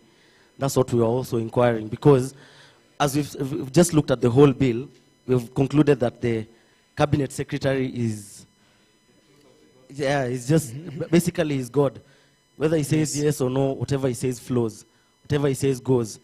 So once you've been faulted even by the cabinet secretary, yes, then you have no remedy beyond that. That can also be checked. So maybe they can provide you go for a legal process or something. I hope our secretary has noted that. And let us go to Zoom, and maybe I'll invite somebody by the name Eskimos Kobia, because he says umbrella body of professionals can take care of the legal team. Basically, I think it is in the composition of the board of trustees. So, Kobia, the floor is yours. I think what I'm saying, because when we look at the county level, how we form the board, we usually consider the act where it says we have an umbrella body which can appoint one person. Umbrella body is the composition of all the professionals, whether legal, whether engineers. When there's a gap somewhere, if it enters there, they can appoint somebody in the legal team or in engineering or whatever the area he has in specialization, instead of saying legal team specifically. That's what they wanted to mean. Thank you. And James is asking, will the application be digital or manual?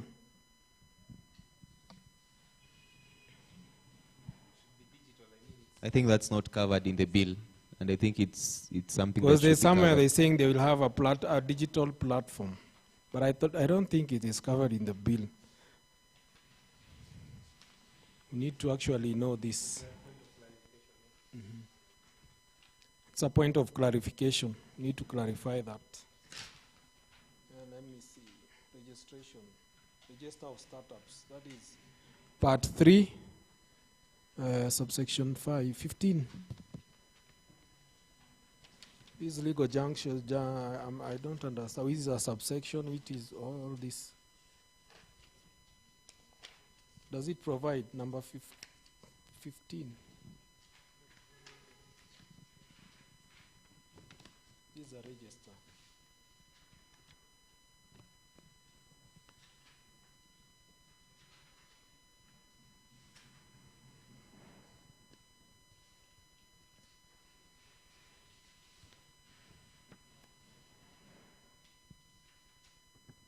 But I think it is manual.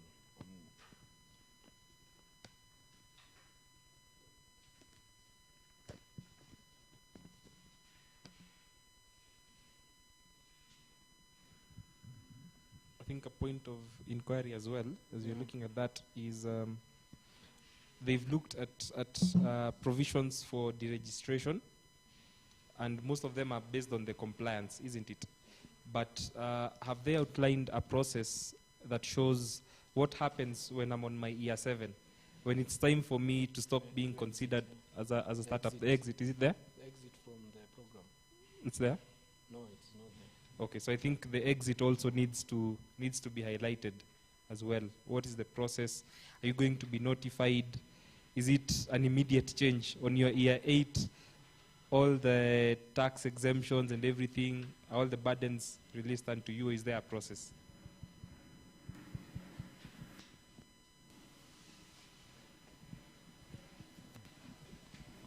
Okay, still to add on to that, after year 8, will I still remain a startup or what am I? So we said, I don't think that it's clear on exactly how you're going to exit the program, for the incubation program. Do you have something? No. Alteration of register, change of particulars, obligations of registered startups. Maybe, can I maybe just ask, it's not on the bill or something, the funds, are you guys planning it to be something that guys will be able to pay back, or is it just something, it's a grant? It's not clear. It's not yet clear. It's a fund. As I said, it is a fund. It is described as a fund. So one of the things they've not said, it's not clear whether it's going to be a grant or whether it is going to be a payable, a loan that is payable. So, and as I said, actually, I believe it's because of the issues of the money bill.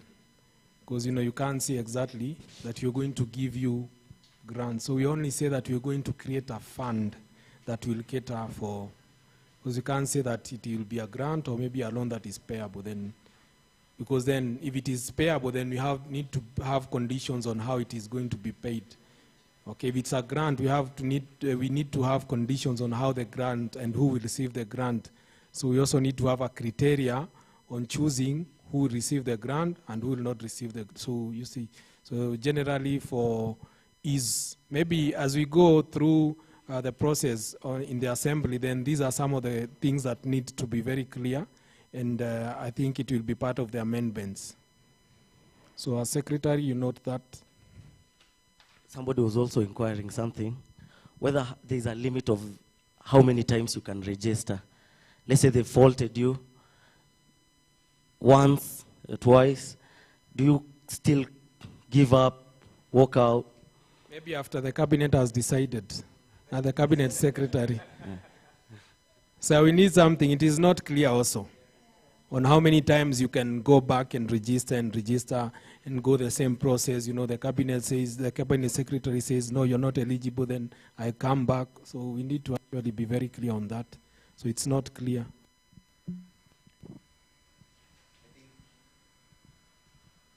I think what Elvis was trying to mention, and what Wilson was saying about the withdrawal, if you look at page 411, it says as subsection 21, the agency shall, in consultation with the county executive committee members, prescribe standards and guidelines to be adhered to by a startup or an incubator that intends to withdraw from an incubation program established pursuant to this act. So it only talks about if someone wants to withdraw from the incubation program. And they've said that they'll prescribe standards and guidelines. So I think it's still vague. Yes. And until we know what guidelines these are, and that's when we can talk about it. Thank you. We have Charles Mburu. So I'll give this chance to Charles Mburu on Zoom. Maybe we can talk about the issue in part 2. Charles. Sorry about that. Just keep that for now. Sorry. Okay. Thank you. Dennis. All right. I think at this point we've gone through everything that needs to be gone through. And I believe that from the audience there is nothing more to add. Or is there? Does anyone have, so that we don't close out? I think let's start with the gentleman at the back. And start with an introduction. Introduce yourself and the organization you're under.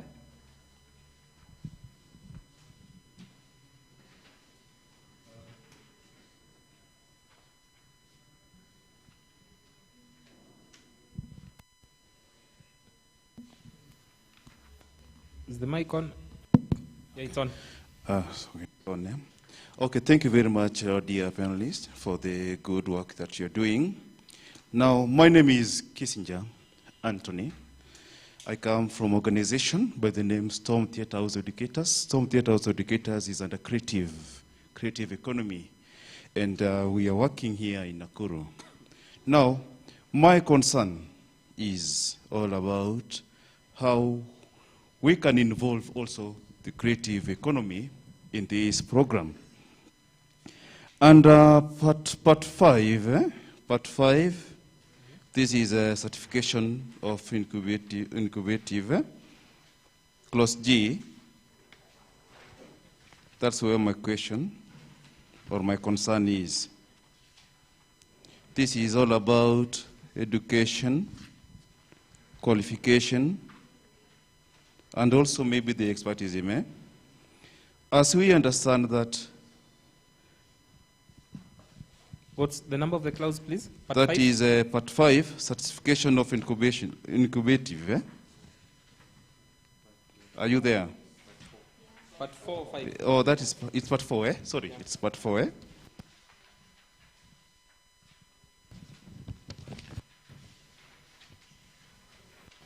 Part 4? We are there.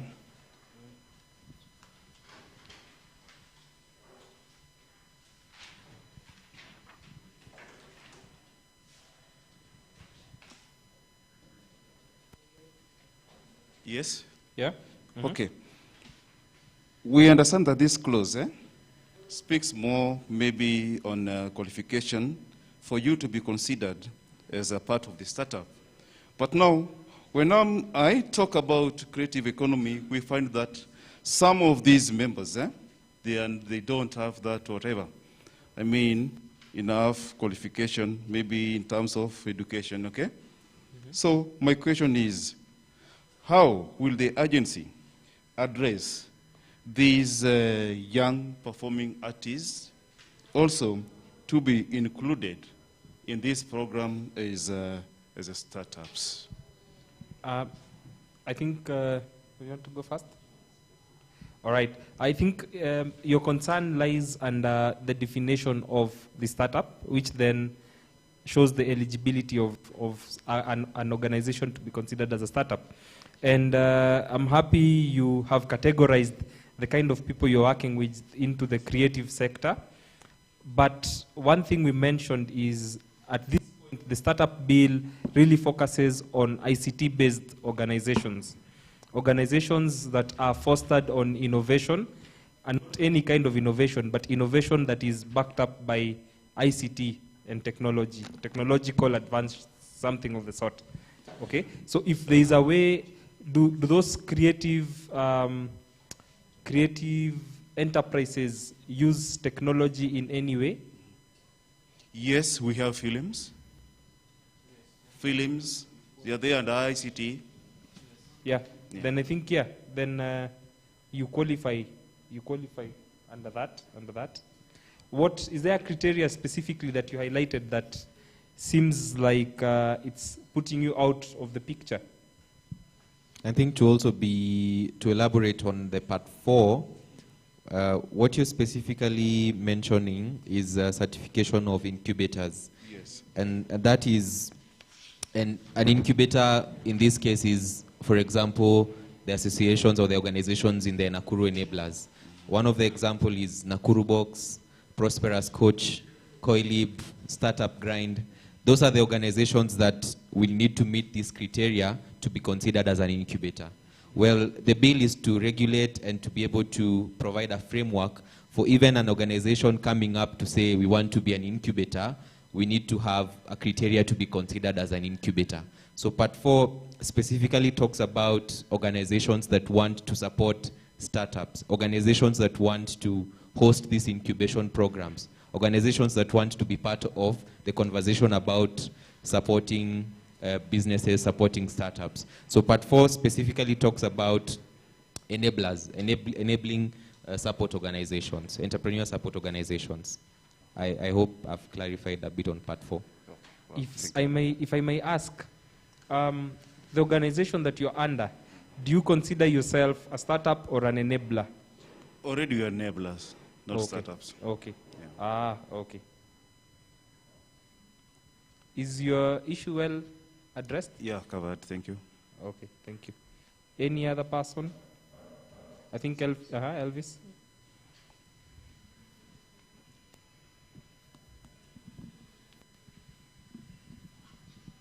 This is my final contribution. I still want to reiterate the issues of checks and balances. We need a whole part, maybe part before miscellaneous. We need a part that deals with checks and balances. And again, we would like to, it should also address the issue of authentication of startups. I still go back to my point. Once we have the fund, someone will come and have more than 10 startups and fund those startups using the fund. So we need to have checks and balances and also have a way of authenticating the startups. Thank you. All right, thank you. Thank you for that. Any other? I think comments, opinions, feedback.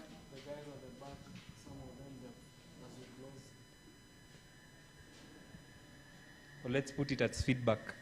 How was the session? I'll just contribute something small. That the bill in itself has to look and consider procedures. Procedures. Once you're told to comply with something, you know, for somebody who's late here and somebody who will not be able to afford an advocate or somebody to do all this, it has to lay down the procedure from step to step procedure. Actually, what you're required to do. If they're talking about registration, how will you be? How will you know what are the requirements of eligibility, so that you can maybe be considered as maybe a startup, or, you know, like, has to lay down procedures, well laid down procedures, so that people can understand. Once I want to deregister, what do I do? what is required. Once I'm issued with my, let's say, my certificate of incorporation, you know, like, it really needs to be very elaborate on procedures. I'd like to say that this has been quite an eye-opening forum. And first of all, I'd like to thank pillar companies such as Munchies. You are actually a shining light of our town. Yes, because yes. Let me say that because in the book Startup Cities, it speaks about pillar companies, and what you have here with Munchies is a pillar company. Although we have spoken about the issue of duplicity of ideas, but your role as a pillar company is actually to boost that entrepreneurial culture. Because at the moment, if they keep on doing, because in the normal course of business, they will be able to evolve. So your role as a pioneer should be valued. Thank you, sir.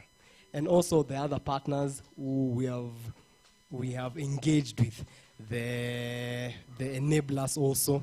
You are also part of that ecosystem. And as I've said, it's an ecosystem which we need to be familiar with. And as a final thing, as I'd like to say, that as a startup common, in the book they refer it as startup commons, the environment, the ecosystem. It needs to have an engineered process whereby the government policymakers, the entrepreneurs, and also the universities and capital providers all working together in order to build that thing. So I believe the bill itself offers that way that we can be able to move. Yeah. Exactly. Yeah. Thank you very much. To my learned fella, thank you very much for that. We highly appreciate such support. It's what makes the entrepreneur wake up the next day to basically do the extra mile. So asante sana. So you guys, thank you very much, especially to Sakaja for bringing the bill on board. Because there are brilliant ideas out there with the youth and guys, but they don't know how to basically fast track it to basically take off. So asanteni sana for that. We hopefully are looking forward to maybe, was it next year, or by the end of next year, at least we see something will come out of it. Hopefully politics itacheza. But also I do pray and believe that this will not be maybe like the youth fund where you see billionaires being made up there and then the youth are suffering down here. So we hopefully are looking forward to it and see how it will grow about it. Thank you very much. Very interactive and very nice. Asante.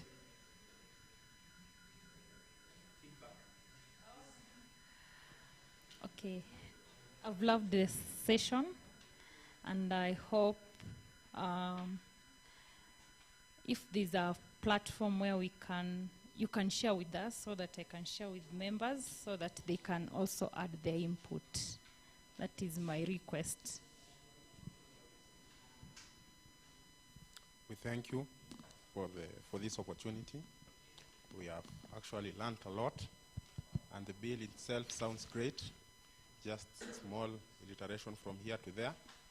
And I also wanted to know, what does the bill actually say about foreign nationalism starting startups in Kenya? That could be unfair to Kenyans themselves. Thank you.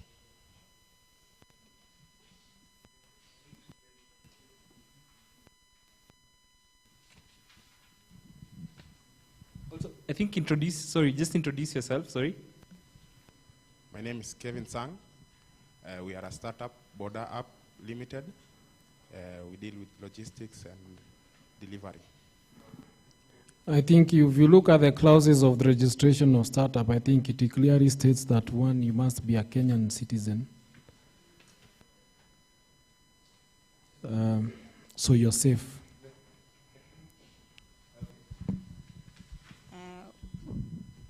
I'm Rebecca. It has been a good session so far, and we've learned a lot. But I want to emphasize on the point of sole proprietors, because not all of them can manage to be companies, to form companies or partnerships. I think they should consider more the sole proprietors because they are also creative, they're innovative, and some of them can manage to work on their own. Thank you. Okay, I'm James. Let me say this section and very interactive. Hopefully it will be well. We are looking forward to have it ascended to a law so that it may start helping those who are beneficiaries. My issue was the one that was raised by George. I think that one should be really taken care of. The issue of taking that days, to me that is too low. If it can be minimized to something else, it will be better. Thank you.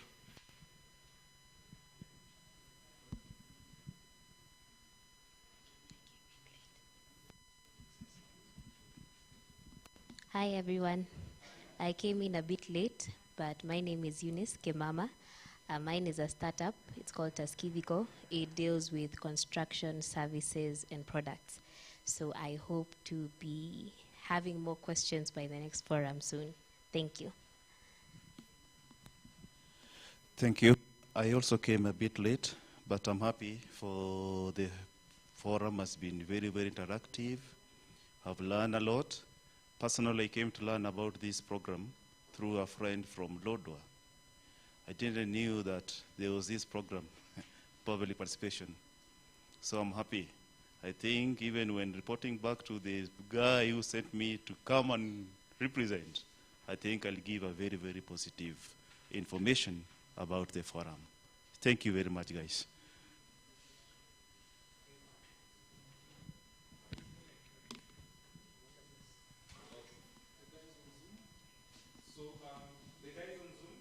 Zoom, do we still have participants? I'm seeing Charles appearing as the first person. So I think you can give us your feedback on how the session has been. Oh, thank you so much. I'm happy for everyone who participated.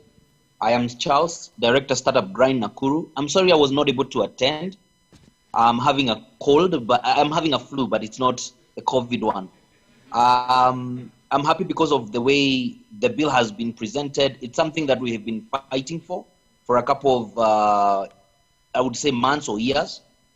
I also love the way everyone engaged and contributed to the bill.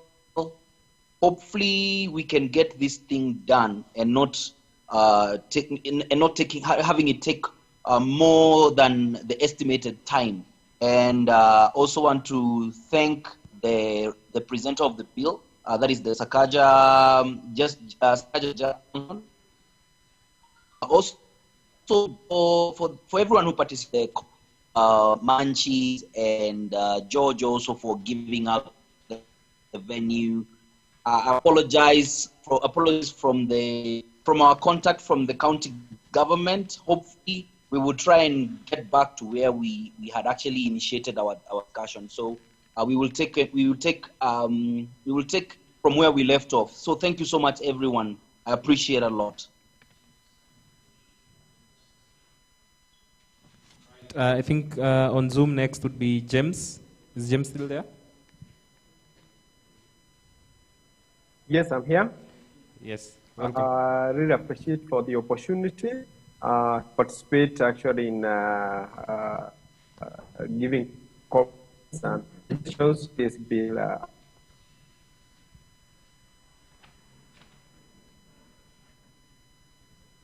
think we're having a bit of an issue. Hello? Hi, are you there, James? Oh, it hung. I'm here. Okay, Sorry, we lost you. Can hear me? Yeah, we can now hear you.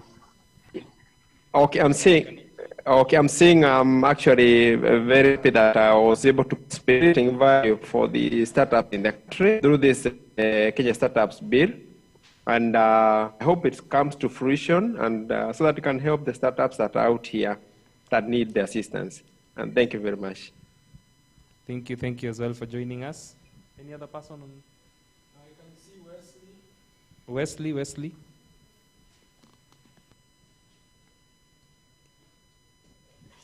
Hello. Okay, thanks for doing this, CoELIB and Nakuru Box. I think this will go a long way in helping the young entrepreneurs I think Tunisia and Rwanda have done this, and you can see their startups are doing very well. Yeah, I think this is a good cause. Thank you. All right, thank you as well. We left out any other person? Okay. I will not be giving the vote of thanks, but on my own, I appreciate you for coming here today, sacrificing your time as well. And I think this is not the end. This is just but the beginning. And I think Wilson mentioned it's going to the Senate, then after that it's going to be tabled in the National Assembly, which then means we'll be coming back here for more public participation. And I think with that in mind, I would like to suggest that if it was possible, would you allow us to create either a WhatsApp group whereby we'd have a pool, a place where we can all get you easily, so that even during the next session, as well as have it as a networking platform. So for anyone who's an entrepreneur or organizations that are doing things, they could be feel free to share some of the programs they have and how they would benefit each other. So is that okay? Could we add you in our WhatsApp group? All right, good. Yes. Thank you. I think also from Nakuru box, before the vote of thanks is presented, I would like to appreciate each one and every one of you. I think you taking your time to come and participate in this is important and essential. And this directly affects us as startups, as enablers. It directly affects us. So it's quite important for us to participate in such an initiative. Thank you so much for coming, and you're always welcome. The door is always open for you guys. So thank you so much. Thank you. And from CoELIB-Egerton University, I would like to thank everyone who participated and organized this meetup. It's an eye-opener, and it's good that we always have, we've had new contacts, Manchis, the guy from the film industry and all this. So I think it was not always about the bill, but always about the network you create. And I think even after this, as we go and take our small snacks and all this, it's an opportunity for us to network. I'd like to thank also our colleagues here from the legal background, taking time from your court sessions and coming here and contributing to the bill. Thank you very much. And the CoELIB team for ensuring that we are live on Facebook, on YouTube, and actually interact with the people at home on Zoom. That's not an easy thing. We actually thank you, but we are not giving the official thanks of votes. There's somebody who's going to do that. But I'd like to appreciate everyone for the contribution. I know you guys are busy, and it's not that, we are very important that you came to actually attend this meeting, and because, you took your time, you sacrificed your time, and said, I think I need to contribute something to the startup bill. Let me show myself and, do something. So thank you. And I think this is what we need. Instead of us, once the bills are passed and, coming back and saying, me, I was not involved. So at least you'll say, I was part of this bill and I said this and they didn't do it. So you have a reason to complain. Otherwise, if you never came, maybe it will be kind of, mediocre for you to complain. But at least you have a say, you've contributed something, and if in case there is an issue that has not been addressed, we have another platform that is still going on. So www.startupbill.ke/have your say on the bill. So you can still go there and contribute on any comments that you feel, because I know some of you got the bill today, you've not read it conclusively. You still have, maybe once you read it and read it and read it again and understand, then you'll have some issues. So you can still contribute, and also on WhatsApp. We'll share this information, maybe on the group that will be created, on how you can still continue to contribute to the bill. Thank you. And now I'll invite the lady of the moment. Watu wajipigie makofi. I think my job has already been done because most of you have thanked each other, so I think I'll just summarize. So I'd like to first thank the Honorable Sakaja and his team in absentia. I think this country needs such leaders. We are desperate for people who can identify the needs that we have, and be able to come up with such bills that we can bring to the ground and let us discuss and be the leaders of tomorrow. Sindio, we want the youth to have an opportunity to do business and to engage with entrepreneurs. And I think through enablers and through such leaders is the only way that we're going to change this country. So asante sana to the Honorable. I'd also like to thank Nakuru Enablers and, of course, the committee. The panelists are amazing. Kindly give them a hand of asanteni sana. This was a very good job. Well done, asanteni sana. And, of course, to all of you that came. It would not be a success if at all you never came. It will not, this is a seed. And it has to be planted, and it will grow into an act, isn't it? And that means that your voice has been heard, and your voice will continually be heard. So asanteni sana for coming, for giving your opinions, and those who are also online, asanteni sana for making time to engage with us. We appreciate you, and we honor you. And yeah, I think that's it. And finally, to the media team, thank you so much. Great coordination. I know the quality is amazing. Nimeona some pictures zinachukuliwa. You all look good. Asanteni sana for the good job. And as Wilson had said, there's a cup of coffee before you leave. Kindly network, kindly interact. I know we are in a season of a pandemic, but I am very, very sure we are all keeping distance and keeping safe. So as we do that, kindly don't leave without saying hi to somebody else. Asanteni sana. Back to you.